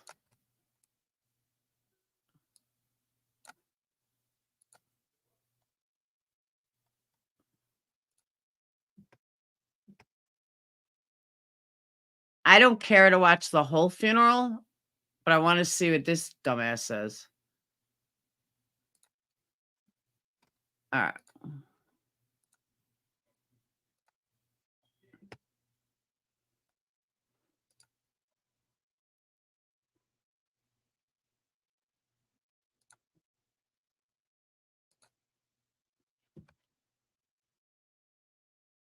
Sorry. May you find comfort. Maybe you find comfort in the fact that you knowing she has planted, and what she has planted will forever live.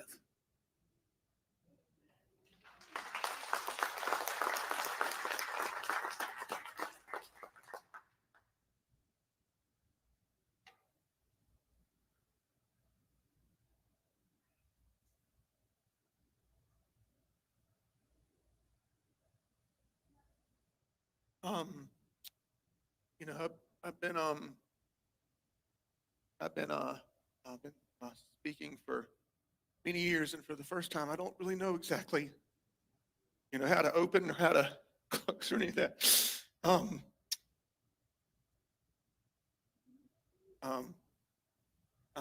just,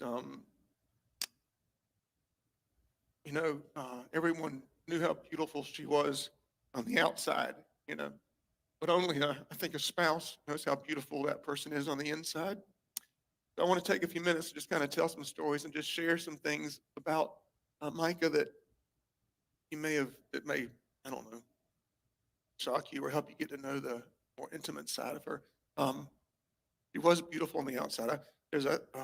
She had won so many beauty pageants, you know, all when she was young, and I have one of her trophies here where she won Saucus the Idol. Let me tell you, just to talk about how pretty she was on the outside.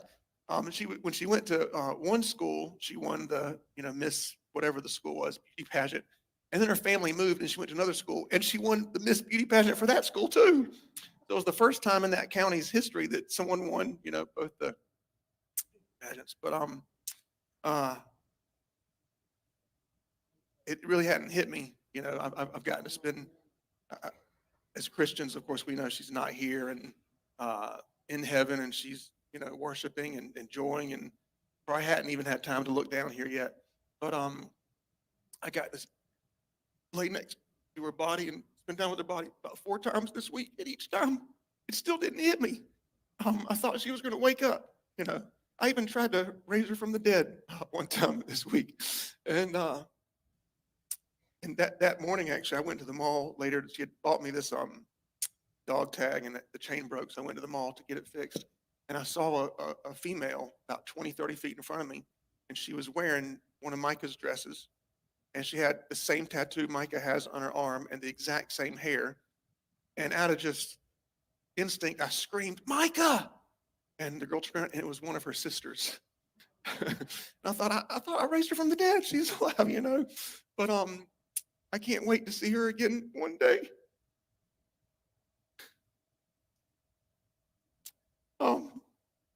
I'm good. So I have pictures, and I want to just tell you some stuff about her. When we fell in love, and you know, we started dating, and it was time to get engaged.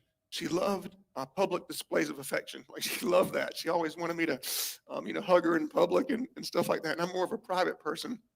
But I thought, okay, we're going to get engaged. I'm going to make it, you know, I'm going to make it everything she wanted. So I set up a church baptism out on the beach so that everybody in church could be there, you know, for us to get engaged and be a part of that. And then I had this plane that was going to fly by and have "Will you marry me, Mica?" you know, there, and she's going to love that. And so, everybody's kind of waiting. The baptism's over and we're out there playing volleyball. And all of a sudden the plane comes by. And I take Mica and I turn her around and I face her toward the ocean, face her toward the plane. And everybody's clapping and cheering. And she leaned back. She said, why is everybody cheering? I said, the plane, the plane, the plane, the plane. And she said, oh, I don't have my contacts in. I'm like, oh my gosh, I played this whole thing. I got a picture of that, I think, yeah. There. And I never forget her exact words were, she said, she turned around, there's the plane up there.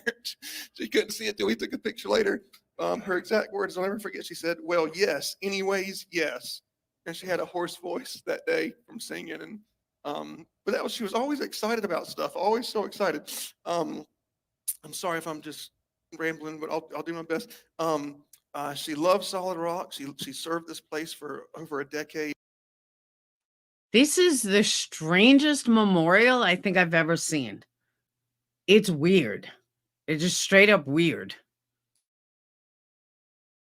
Her time with Reverend Randall, I think is there a picture of her and Reverend Randall somewhere there?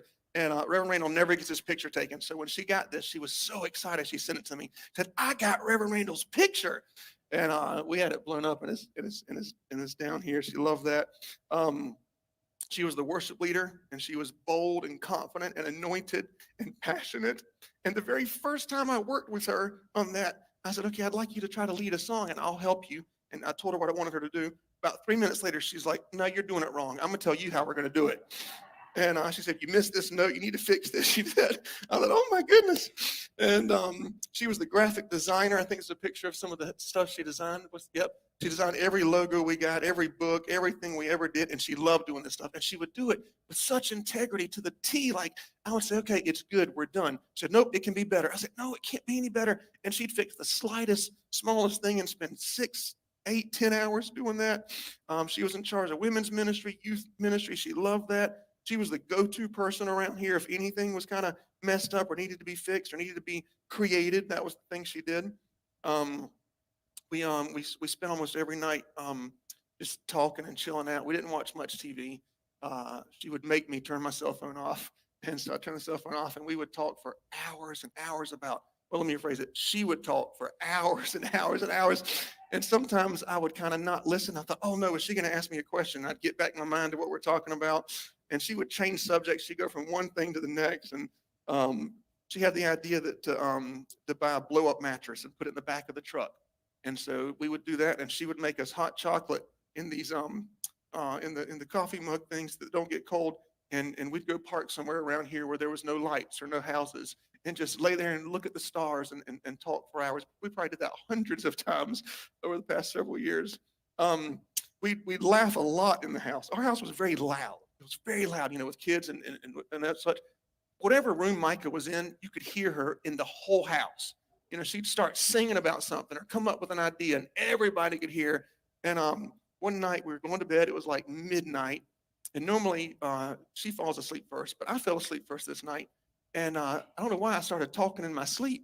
And the sentence I was saying as I was talking in my sleep, I said, why are you talking in your sleep, stupid? And I did that. And then I woke up and she said, did you just say, why are you talking in your sleep? In your sleep? I said, I think I did. And she laughed so loud.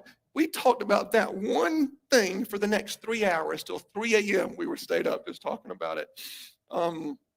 There was a time where for several months I got into those Pitch Perfect movies, the ones where the girls sing a cappella, and I thought Mica loved it. So we watched them like almost every night. We were watching a different Pitch Perfect. Then we rewatched them, and it shocked me.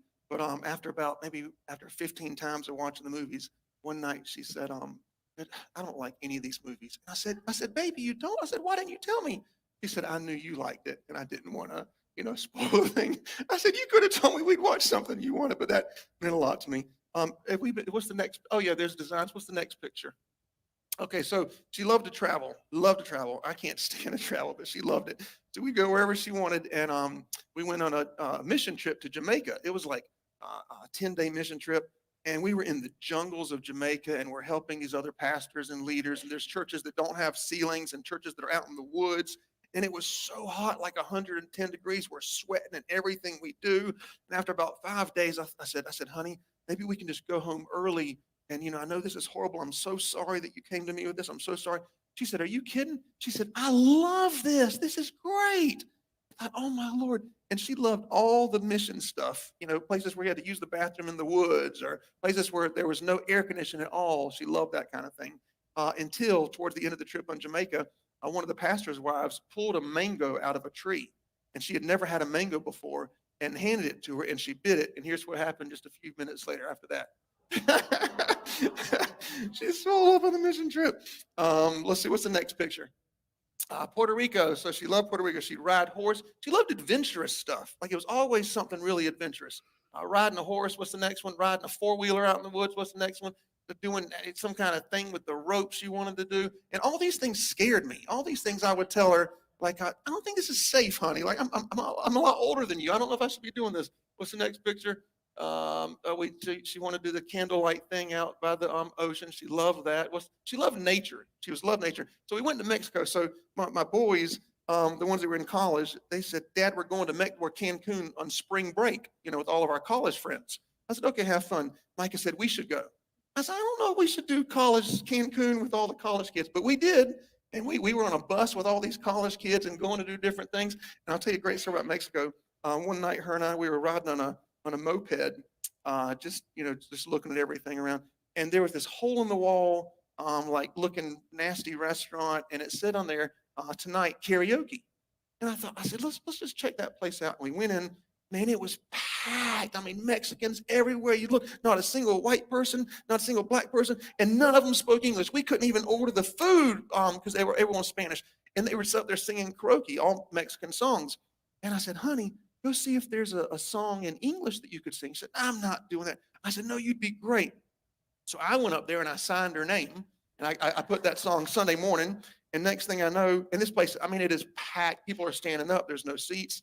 And they said in broken English, Mica Miller, Sunday morning or something like that. And so she gets up there and as soon as she starts singing, the whole place just stops and does this.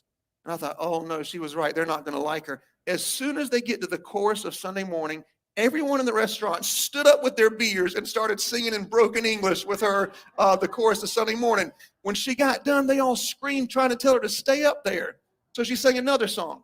Then they wanted to stay there. She sang another song. She sang 5 songs in a row in English, and every one of them sang the songs with her.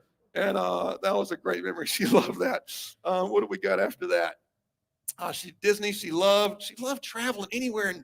And I said, put me in a wheelchair because I can't walk another foot. And she loved it. What's the next one up there?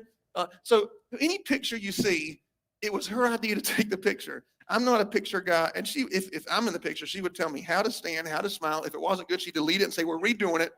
She'd get tourists to take our picture. And I say, okay, thank you. She said, oh no, this isn't good. Give it back to them. And they do it again, But she told me she was so creative. Everything she did was so creative. What's the next picture?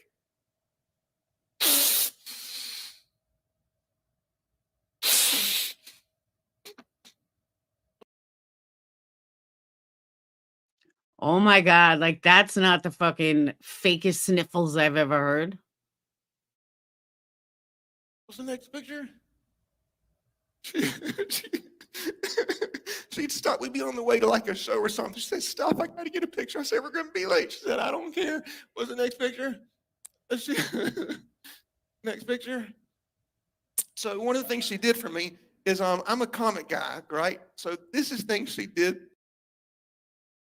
Let me just state, I'm watching this on a 49-inch monitor. There is not one fucking tear in his face. Not one. His eyes aren't wet. His face isn't wet. There are no tears. It is so fake. It was just out of the givingness of her. She dressed up like Mystique, the last one. So the next picture, she loved this picture. She thought that was the funniest picture in the world. And when her and I take it back to the other, I want to see it. When we go places like this, everybody asked to have a picture with her. Everywhere we went, they asked to have a picture with her. Is there okay? Next one's a Spider Girl picture. She did that, and I'll show that. Okay, keep going. Wonder Woman, that was her favorite. Everybody knew her as Wonder Woman. Oh my goodness. Okay, what's after that? In Bermuda, she loved Bermuda. That was a picture of that. Next. Oh, so Mica loved doing dangerous things as well. So she loved skydiving, and she would begged me to do these things with her. And I said, I'll never, I have children. I can't do this kind of stuff. You know, what happens to me? And so I said, I'll do indoor skydiving, right? So we took the boys and we didn't, but even I decided not even to do that either. I said, I'm going to stay on the ground. But we did that many times. So this is the day she decided to jump out of a plane. Mel's Bells, when I first read that, I thought it said, sounds like he was an amazing person with a huge heart. It was a good thing I read it 3 times. For the first time. She did it several times. But this first time, my stomach was in knots. I was in the bathroom. I'm texting her, please don't do it. I don't think you should jump out of the plane. This is not something that humans should do. Here she is, how excited she is. I'm about to jump out of a plane. I'm drinking a coffee. And that was pretty much her life story right there. She was so excited, man. She jumped out of a plane many times. What's the next picture we got? Oh, there's the boys are so funny on our vacations. What's the next one? She was all big into tattoos, and I cannot stand tattoos because they hurt and I don't like pain. And the first one. Okay, one of the main things that I've gathered from this, they were polar opposites who shared nothing in common. Every single thing he said she liked, he didn't like. It's weird. One time we went, she had gotten the 2 crosses, and she begged and begged and begged for me to get the matching tattoo. So we went to the tattoo guy and I said, listen, I don't like pain. I said, can we start with the smaller one? That way, if it hurts too bad, we can just stop there. And I discovered that while I was doing this and not looking, she was telling the guy, start with the big one. And so we started with the big one. I was like, oh my goodness. And then after that, I discovered this numbing cream you can buy online where you can put on you and you don't feel the tattoo. So after that, I said, okay, I'll do whatever you want. And so we had our marriage vows. And there was the next one after that. Oh, so Africa. You know what? Before I talk about that, I want to talk about something else. So she was the greatest gift giver. All my life, I never enjoyed birthdays or Christmases. I thought it was a waste of money, waste of time because someone gets you something, thank you, and you don't. But she was so thoughtful with her gifts that when we got married, I would look forward every birthday and every Christmas, just waiting to see what she came up with. And amazing gifts. But one of the greatest gifts she ever gave was so special. I'm a comic book collector, and you get them graded, when they're worth a lot of money. And rarely do you see a 10. Normally they're 9.8 is the best you can get. And my favorite female character is She-Hulk. And so for the past few years, she would go and she put herself as She-Hulk on there, created this whole thing, painted herself and did this outfit and all, and would make these comics for me. And that just meant so much to me. We had them displayed in the house, and she was just the best gift giver in the world. And I guess one more thing I'll say, and then I'm so sorry that I'm nervous. I'm so sorry. It hasn't really still hit me yet. She would write poetry. And I thought, what kind of woman, writes poetry? And she just write poetry. And so I want to read one of the more recent poems she wrote. She was so creative. She had a note field on her phone with just tons and tons of poems that she'd write for the family. And this one, she said,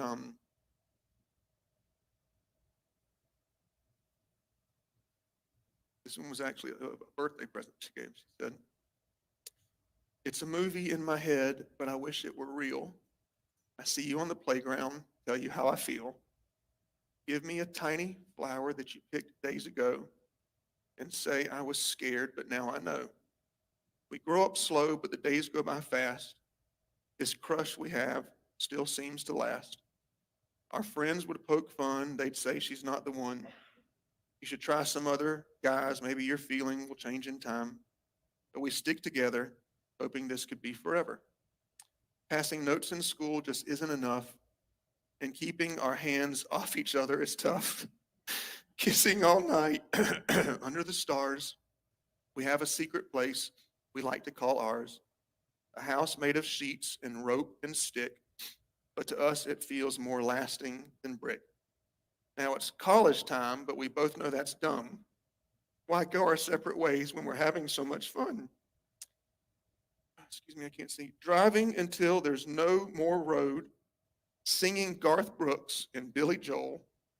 So we do what we do best, drive, sing, and play. We see every famous landmark, along the way. I look up in the sky, so happy with my life, and a plane flies by. Mica, will you be my wife? A moment of destiny I couldn't have planned better, that I got to marry my crush forever. And that's nothing. She was so creative. It was just always just coming out of her. Um, the Africa school, she always had different ideas. She'd come home with a different idea every other day. I want to create a water bottle. I want to, make peace in the world, like these different things she'd come up with. And some I was taught through counseling to just say, let's pray about it for 2 weeks and then we'll talk about it. And I learned after that, she'd forget about it after 3 days, or if it was a real thing that she actually wanted to do, it would stay with her. And so she came back from the Africa trip and she said, I want to start a school in Africa. And I said, okay, let's pray about it for a few weeks and see if that's what God wants us to do. I said, because it seems impossible. It's not like you can talk to the Africans during the day because the time difference. So you have to send them a message and then wait another day and they return and wait another day and all that. So I said, let's talk about it in 2 or 3 weeks. She came to me 2 weeks later, said, I got it already. I have somebody that's going to make the food. I have the teachers we can hire. I have the price of what it's going to be. I have the location. I have the transportation. I have everything we need, curriculum and all. I said, how did you do? She said, I've been working hard. I said, okay, then I said, let's do it. We'll do it. And our goal was 50 to 100 kids. And when we sent our team just a few weeks ago, there were over 300 children that came out of the woods, literally just started walking from miles away just to be part of the school that Mica made. And of course, it's dedicated to her on the Dare to Care missions. But she had ideas like that all the time. I mean, just all the time. I can't even, if I had 10 hours a day, that wouldn't be enough time to tell you all the great things about her and what it was like to be in an intimate relationship with her. I still can hear her voice and I can still picture her just walking in the front door. And I think that might be, so I'm going to close with, is there any more pictures I forgot? Is that it? That's it. Oh, there's the picture of the family. Yeah. She was a great stepmom. In fact, she did so much work with the kids all the time. She was the one that would always help pick them up from school and get their food. And she'd take Salem, my daughter, all the time to get their nails done or to go to Lululemon or all these special girly things, And I appreciated that from the very, very beginning. Not once did she ever complain about me having 5 kids. I can't believe. I just can't believe. So we're going to close with a parody. It's funny that we're showing the parodies because she didn't really like doing them, but she did it because she loved the church. And, we'd be at home working on a parody and she'd say, let's work on this new worship song. I said, I really like the parody. Let's do the parody. And that meant a lot to me that she was always willing to do those. So we're going to show one. And then after that, Reverend Randall will pray. And this was my favorite parody that she did.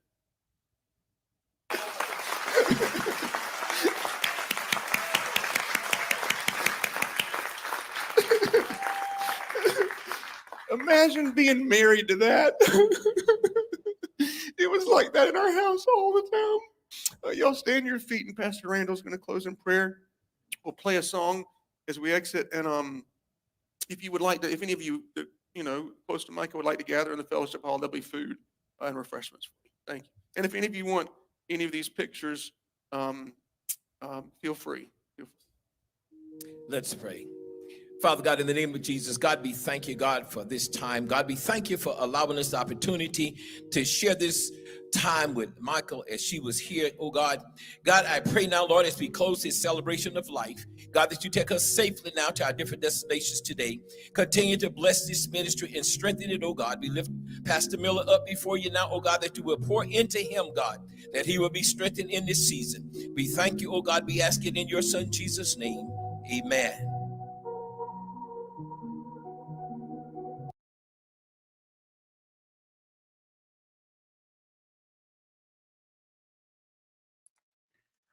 All I can say is wow. Just wow. Imagine being married to that. Hey, Scooby. Imagine being married to that is what he said. Whoa. Just whoa.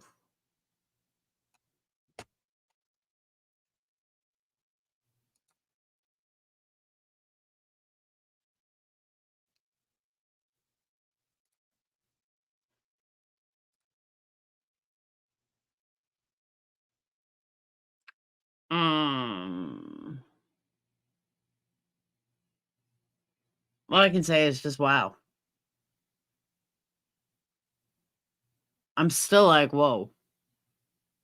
That was one of her memorials. She had a couple of memorials. That was one of them.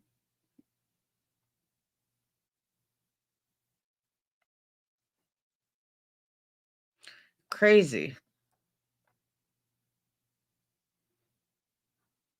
Well, also for anyone on the East Coast, happy Mother's Day. Central is not quite there yet, and either is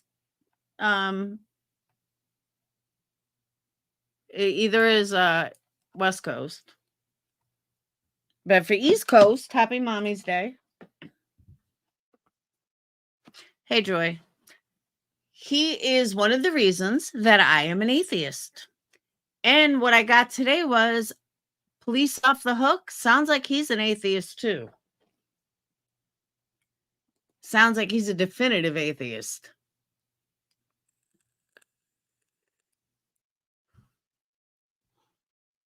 So I will open up the panel if anybody wants to come up. If not, I'm going to get off because I got laundry to put away and it's been a long ass day.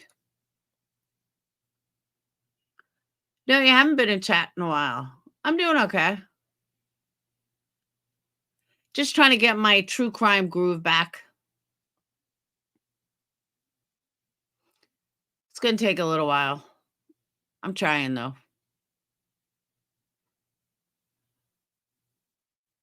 Trying to find that passion again. Oh, the psychic. I forgot about the psychic. The fuck is wrong with me?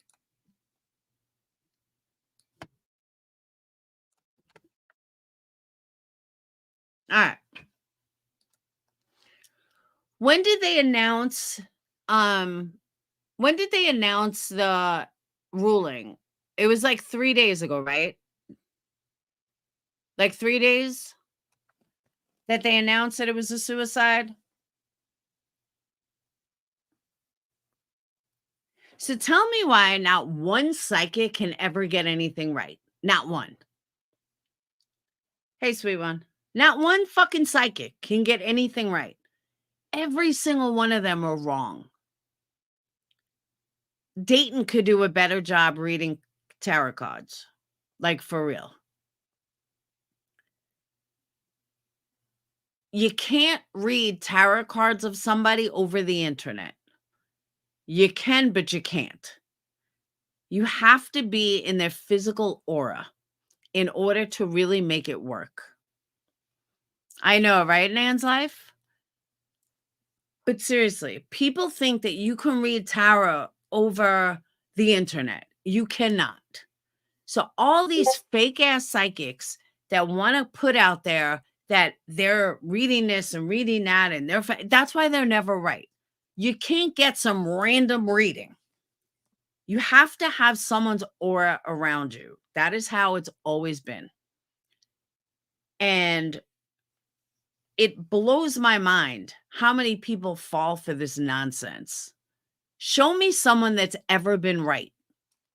And let me just tell you, I truly believe in psychics. I believe that there are people that can see. I do believe that people have intuition. I even believe in tarot cards as long as the person is in front of you, as long as the person has their aura surrounding you. That's how you read cards. You can't just randomly read cards. Just like I heard somebody say the other day that their spirit guides you don't have to be dead for a spirit to tell you where someone is. Get the fuck out of here. And you ever notice all these spirit boxes and people that talk about spirit guides, not one of them, like literally, not one of them has ever been right. And the spirit of the person never talks. Get the fuck out of here with this bullshit. So I accidentally came across this girl. This shit made me laugh. Literally cracked me up. I was like, is this girl for real? All she's doing is repeating every single thing that has been put out.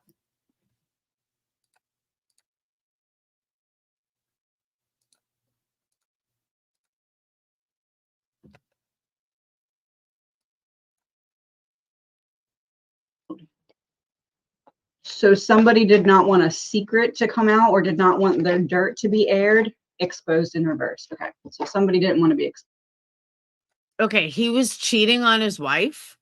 And now remind you, this was 6 days ago. So he was cheating. We also knew that he was having stuff on her that she didn't want to come out. This is all blatantly known more than 6 days ago. Okay.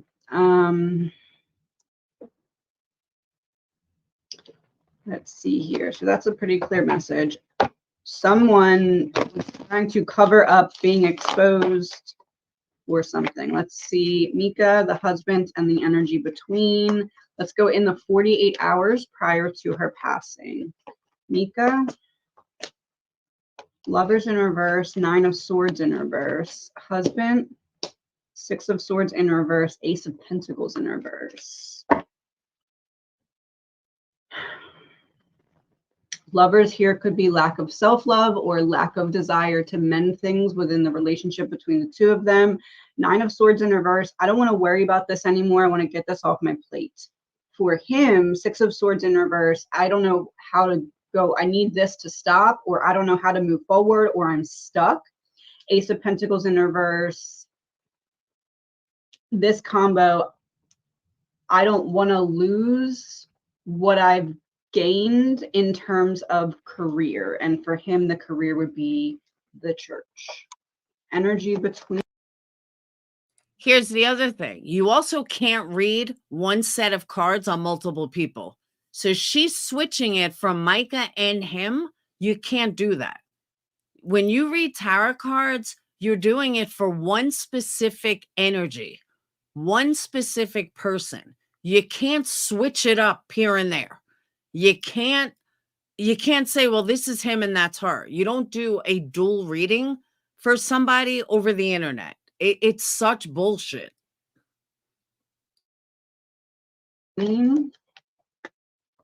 8 of Wands, Justice, King of Pentacles. Communication, communication between the two of them, in which he's coming up as King of Pentacles and we had Ace of Pentacles in reverse. This is my way or the highway. Like, I'm telling you, we're going to do it my way. Is that fair to say? Truth, yeah. So what we have here so far is him not wanting to be exposed or seen by the congregation or the community, whomever. Anybody following this case can put that together. I mean, it's not fucking rocket science. We all know what he's like. Because he did not want to lose the foundation on which he was building his empire, I guess you could say. This is my way or the highway. We're going to do this my way, and I'm letting you know we're going to do it my way. See, but here's the thing about Aphrodite. Is he like, I've seen some of his stuff. Nothing I've ever seen has been anything more than common sense. I do not think that he has found anyone, predicted anything. So I don't necessarily agree with he's pretty accurate. Pretty accurate based on what? I can read tarot cards and for anybody and come up with an actual thing that will make sense, all I need is a tiny bit of information on the person and I can make it all make sense.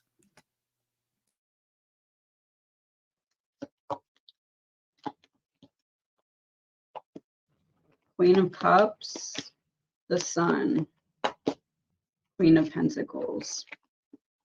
So almost like she could start to see clearly her role, and her role was essentially that place in his life to make him look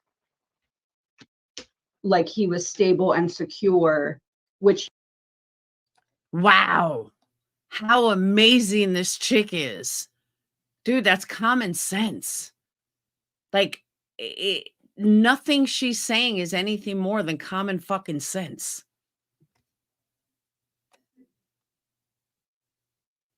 Donna Serafina, she's fake as fuck. I know, don't hate me for it. I do not like her at all. he felt like he was losing because of people talking about what was going on behind the scenes. Is that fair to say? Knight of Swords, Page of Swords in reverse. So they were talking about one thing and he wanted it to stop. Now, let me also tell you guys something. If you don't know about tarot cards, I tested this 100,000 times. I have a couple of decks. The reason why cards get in reverse is because of the way you shuffle them. If you did 30 tarot cards in a row, 30 readings in a row, and only shuffled your cards straight up, you would all get straight up cards. Cards don't miraculously turn around. They don't miraculously flip upside down. They're just cards. So it's all in the way you shuffle them and how often you shuffle them.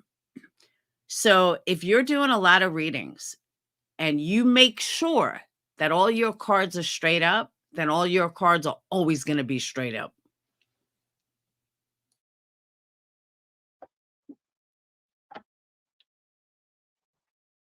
Some clarifiers so far. Are we on the right track? Weird science, self-sabotage in reverse, medical emergency in reverse. Weird science would be an experiment. Self-sabotage in reverse, medical emergency in reverse.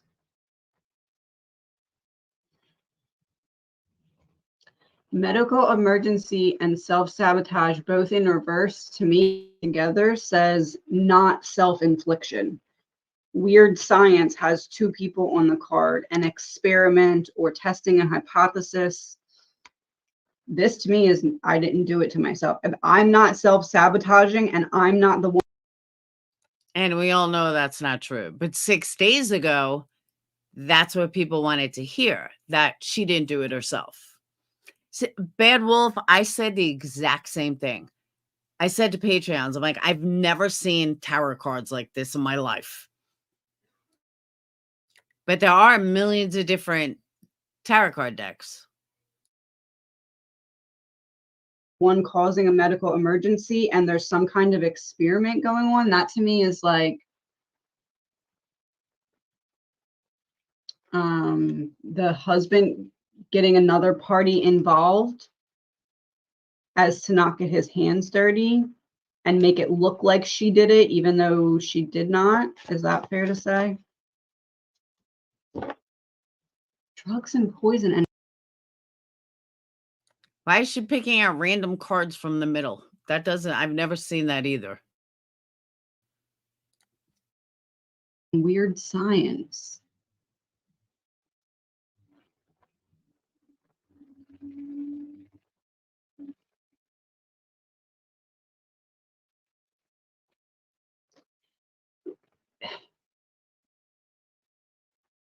Is it fair to say that there was something going on behind the scenes that he was trying to purposely make her mental health worse? Money in reverse, affluent in reverse. I don't want you to be able to get half. I don't want you to take my money. I want to have all the control.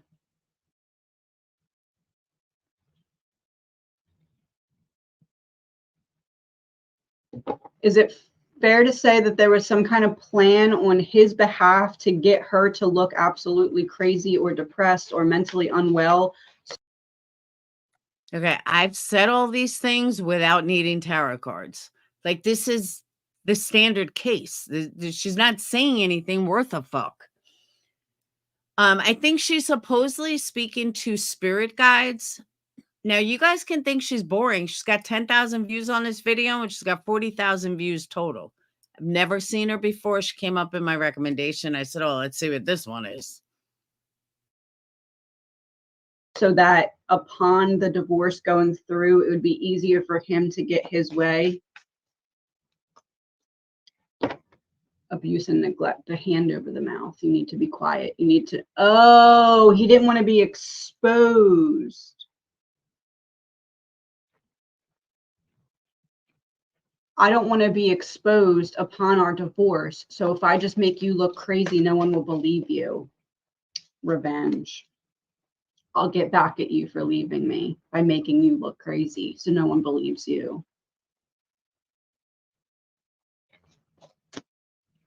War. Okay.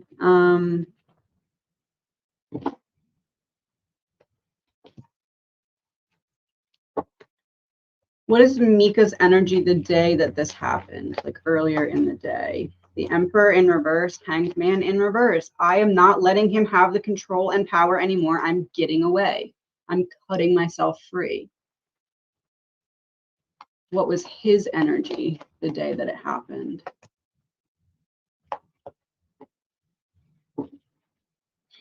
Seven of Swords in reverse and Six of Wands. I'm getting away with some kind. Now, I don't know all the rules, but I don't think you can interchange different decks during the same reading. But I'm not 100% positive, but I think that's odd. Kind of betrayal, and I'm getting the victory, so I didn't get caught in this.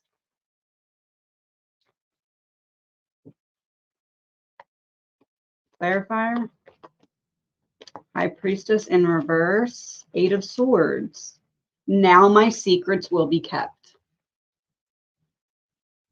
Now I've successfully silenced you. No one will believe you, and there's nothing you can do. Two opposing forces working together. Ten of Cups, someone he trusts.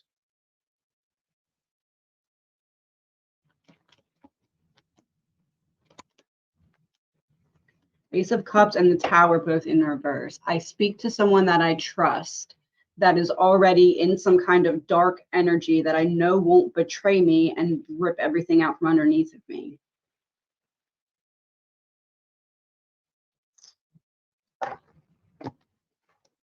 Can I have a confirmation? First confirmation that this was not self-inflicted by her. Royalty. Well, doesn't she look dumb? Queen. Getting what's owed to you. So I'm finally getting to get free and regain my own power. And royalty would be things improving. I'm starting to see myself in a better light the further I get away from who was causing me the distress. Dating the husband. Okay.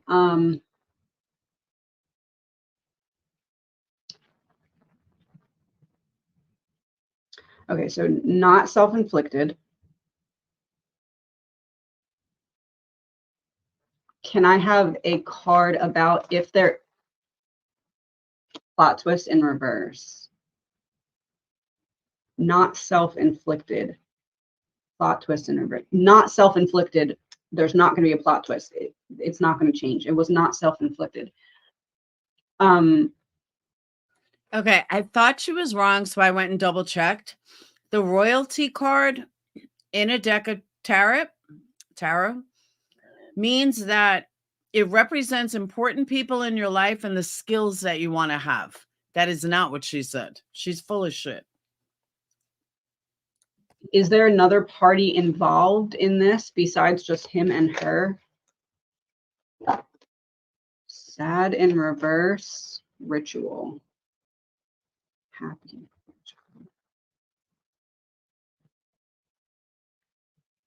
This is in reverse with an eyeball, so not seeing the plan. What plan? Female in reverse, party in reverse. Female in reverse and male. Party in reverse, party's over. A male is responsible for taking orders from him to go to Mica. Affair in reverse. So not someone that he, how do I word this? Is it fair to say that this is not an example of he was having an affair, the lover got jealous and took her out? This is not that. This is like him calling someone and asking them to go to her for him. Real flag. Okay.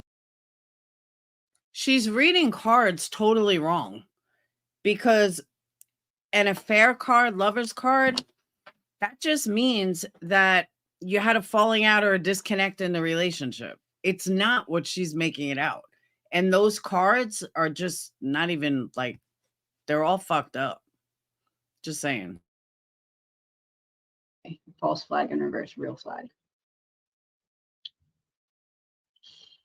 Okay, so not a jealous lover that went after her, but someone that he asked to go to her to silence Mica. Hidden key, yes. Okay, so he needed her silence. So I send someone else that's not a lover to silence you.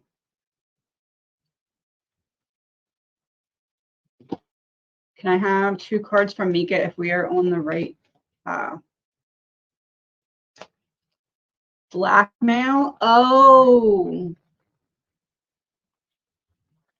Okay, well, I said someone he trusted, but blackmail could fit there too, because I trust you not to turn on me because I have something on you.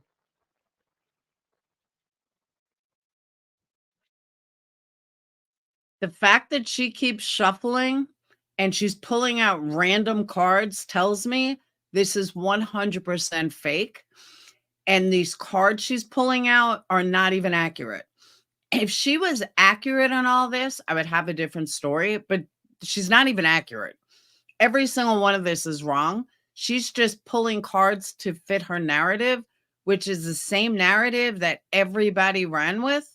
She didn't do it. Somebody else did it. He must have done it. Like, it's so fucking fake. Okay. Second card from Mica. Legal proceedings.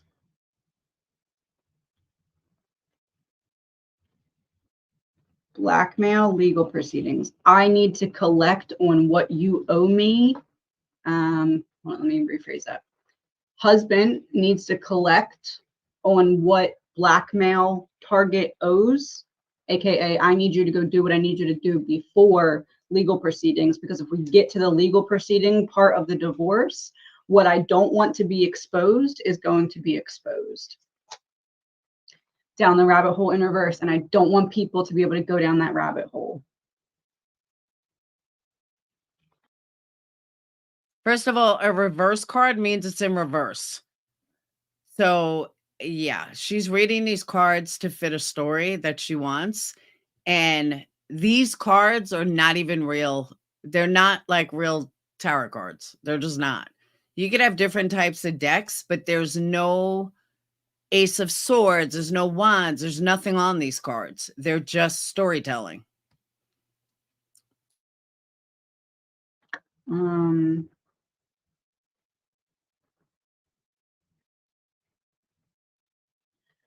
Confirmation from Mica. What rabbit hole does he want to prevent people from going down? 2 cards. Neighborhood in reverse. Doesn't want everybody talking. Everybody would bury him if they knew what he wanted to keep silent. Is it fair to say that if the whole town was talking about what would have came out in court, it would have been the end of his, I guess you'd call that career. It would be the end of his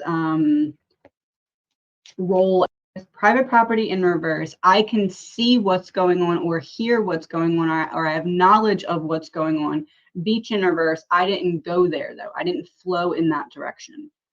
Crossroad, I'm on the other side watching, or I'm on the other side, crossroad.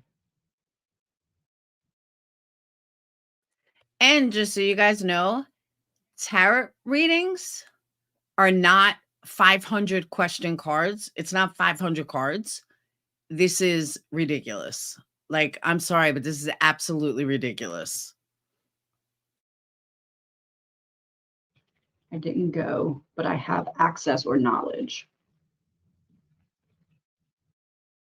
No, I know there's different types of cards, but no matter what type of card you have, they still have the ace of spades. Not the ace of spades. That's a regular deck. They still have the ace of swords and, the kings and the queens. Like, it doesn't matter what's on the card. They all still have the same, the lovers, the devil, they all have the same card. Hers have nothing. They're just storytelling.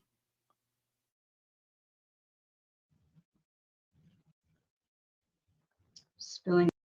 How do I word this? I keep looking at this deck, so I want to use it.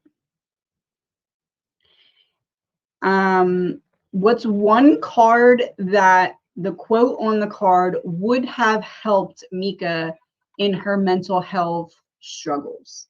I guess this is kind of like a confirmation to, if anyone that knows her happens to watch this, like, this would make sense to you. Like, okay, that kind of sums up what she would need to hear in terms of her specific mental health challenges.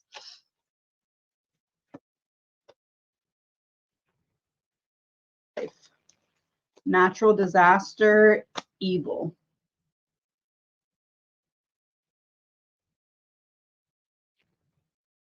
Natural disaster, evil. Natural disaster, evil, toxic to explain him. Why was it that way on paper and not that way in real life? First, the church.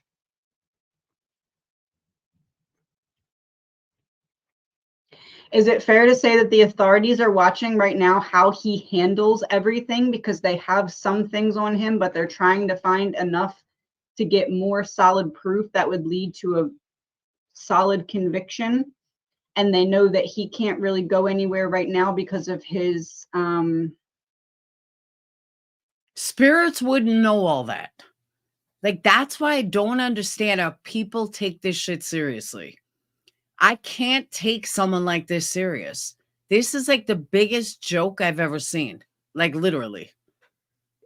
Spirits don't know everything you do. Like, people think that, oh, they know everything about everything. No, it don't work like that. That's not how the afterlife works. ties to his role in the church. And if he did leave, that would be essentially, if he went on the run, that would basically be like, I did it. So they're counting on his connection to the church. Oh, they have something, but they don't have everything, but they know that they have a little bit of time because he's tied to his community right now. Marriage, wedding. He's tied to his community, his church. Oh, the bride of the church. Okay. There's that bloodline in reverse again. I'm cutting ties with you.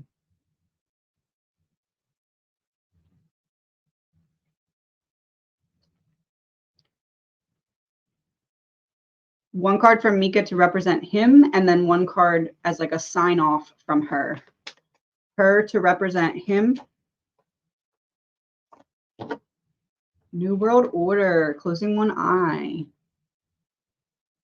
Not who he pretends to be at all, disguises himself as someone completely different, but has an ulterior agenda.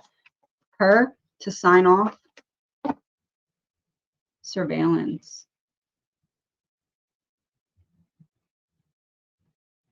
as in she's watching this all unfold from above and helping to give clues and hints to those.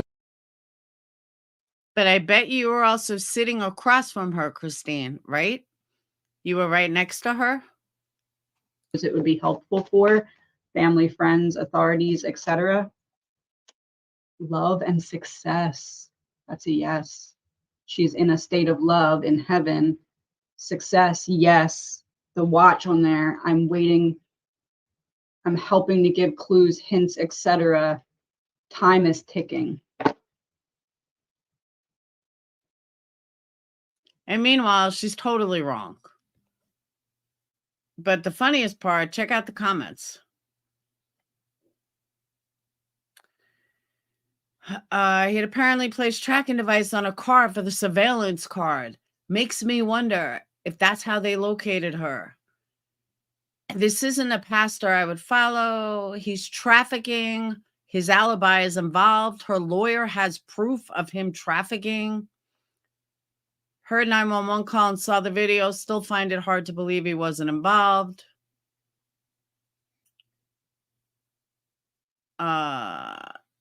This case is very validating, but also incredibly triggering. Thank you for doing this, Ashley. You are the best. Thank you for this video. I miss your point of view on crime cases. Thank you, Ashley.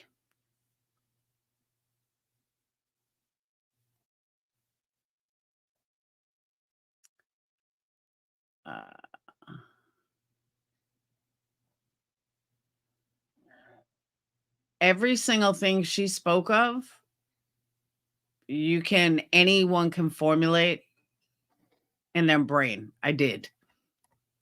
She'd said nothing most of us haven't said.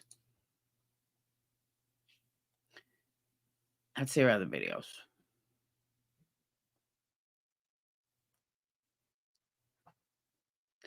Oh, she does readings on the Idaho 4 with 15,000 views. Oh, she had surgery. I don't know what she had surgery for.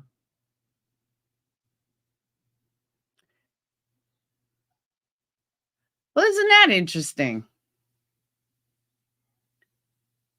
Her normal videos have like 600 views, 1,000 views, but go to a big case, 6,000, 10,000, 15,000. Funny how that works. I'm going to become a tarot reader.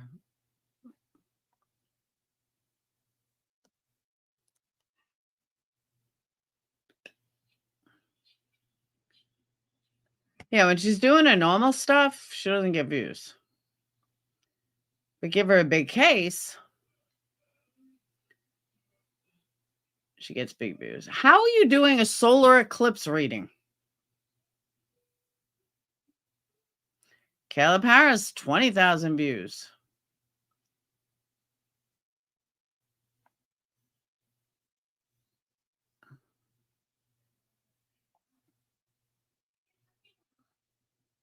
Audrey Cunningham, 10,000. Interesting. So her normal stuff, she doesn't get views. She bullshits during a big case and boom, she gets lots of views.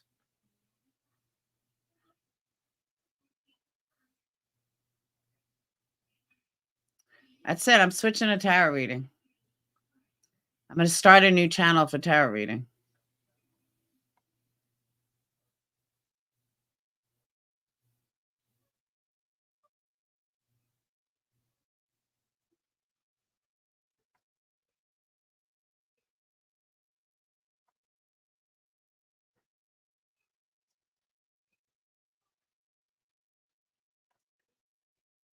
I'm waiting to see Shanann Watts.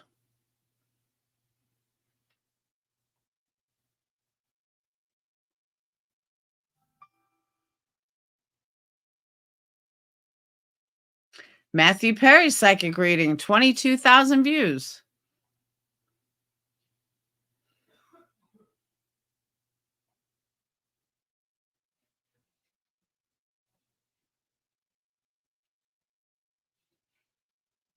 She did very well on Idaho 4.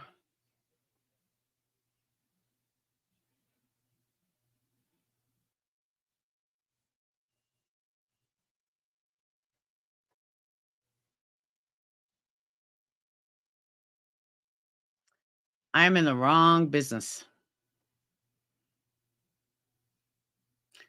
Danny Masterson. Nobody's dead in that. So what are you reading?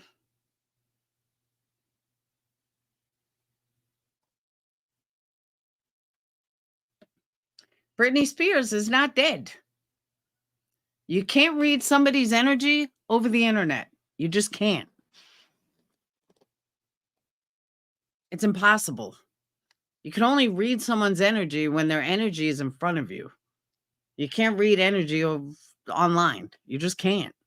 You could take an educated guess. Like, I can definitely fool people, and I could tell you what I believe is true based on instinct, but there's no possible way that you can read someone's energy over the internet. It's just, it doesn't work like that. I don't make the rules, just the way it is.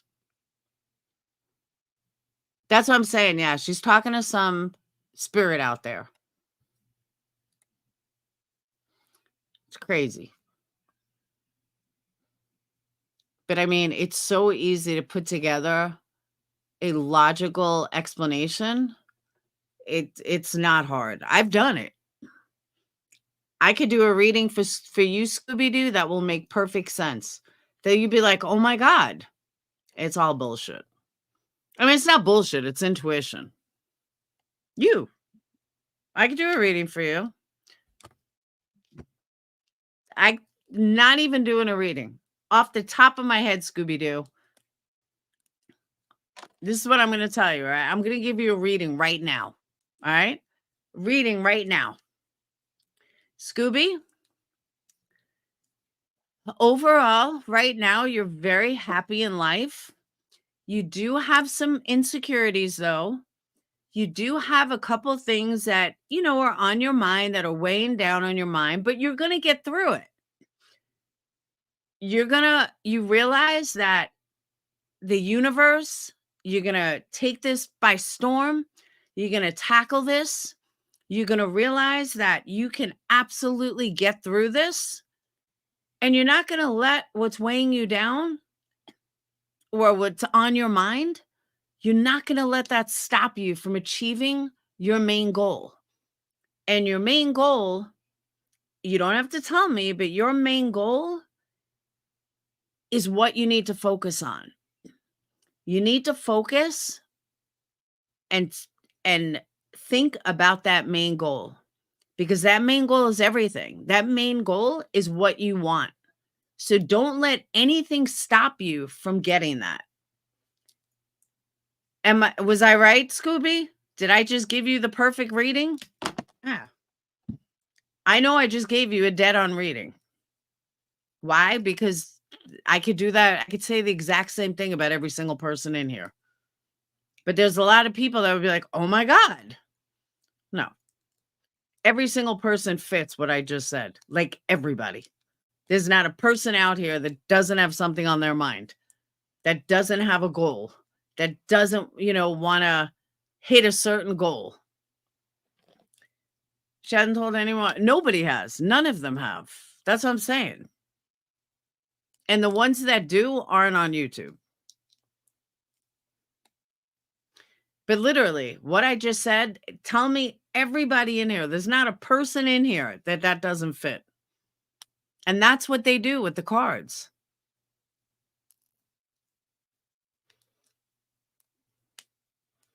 Scooby, was I right, though?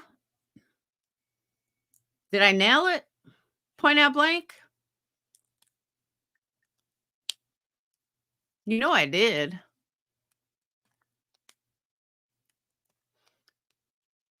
Or I love the ones that go like this.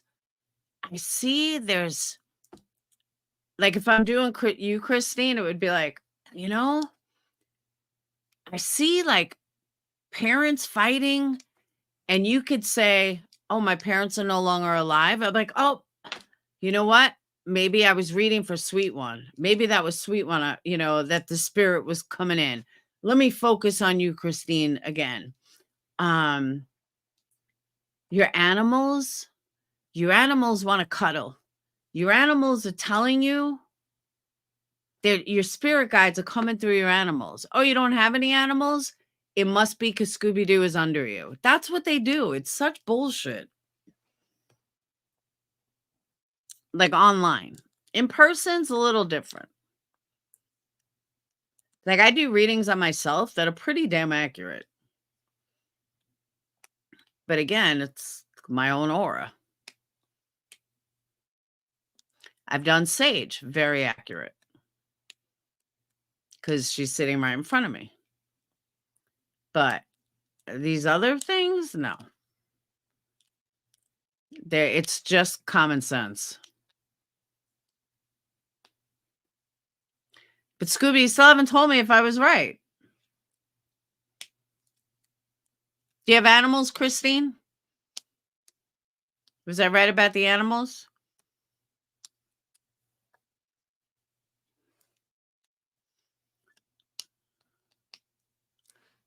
I must be right, Scooby, because you're ignoring me. You're not answering me. Everyone hit that thumbs up.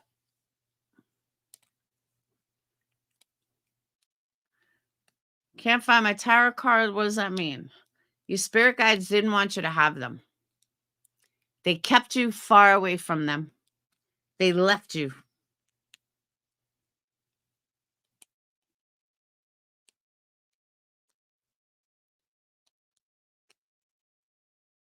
But you see what I'm saying, though? You can do that with anybody. And some people just fall for it. Like these, what are they called? These spirit boxes are such bullshit. I don't believe in spirit boxes in any capacity. Doesn't matter who's running them. I don't believe in them. Tarot cards, I do. If you're in front of the person. But spirit boxes, nah. Total malarkey. I also don't believe in Ouija boards. I've never seen a Ouija board work. I remember when we were young, we did one in a cemetery. Nothing happened. If you can't get a spirit board to work in a cemetery, it's not happening.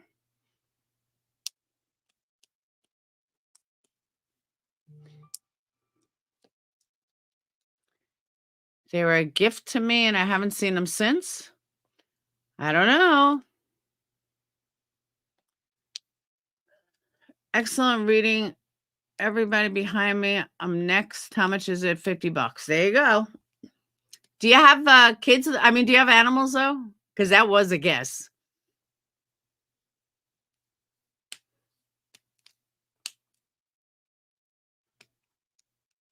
Hey, with my bald head, all I need to do is put on some round earrings and I'm golden. Absolutely golden. I could be a fortune teller. Sit at the mall, get a little booth, get a little crystal ball. I can read your fortune. And you can buy a candle too. There you go.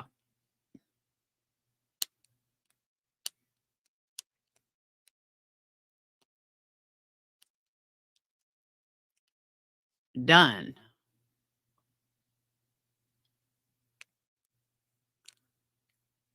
Oh, my cats and see, but you have an animal. I knew it. He doesn't like to cuddle. You have to love him more.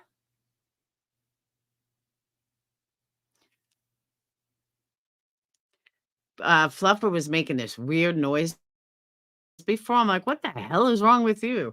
It was like he was trying to be all badass. He's like, I was like, who the fuck are you growling at? Dum-dum. Goofy dog. Sorry, I'm going to get off, though, because I've been on almost 3 hours. Damn, I was on almost 3 hours.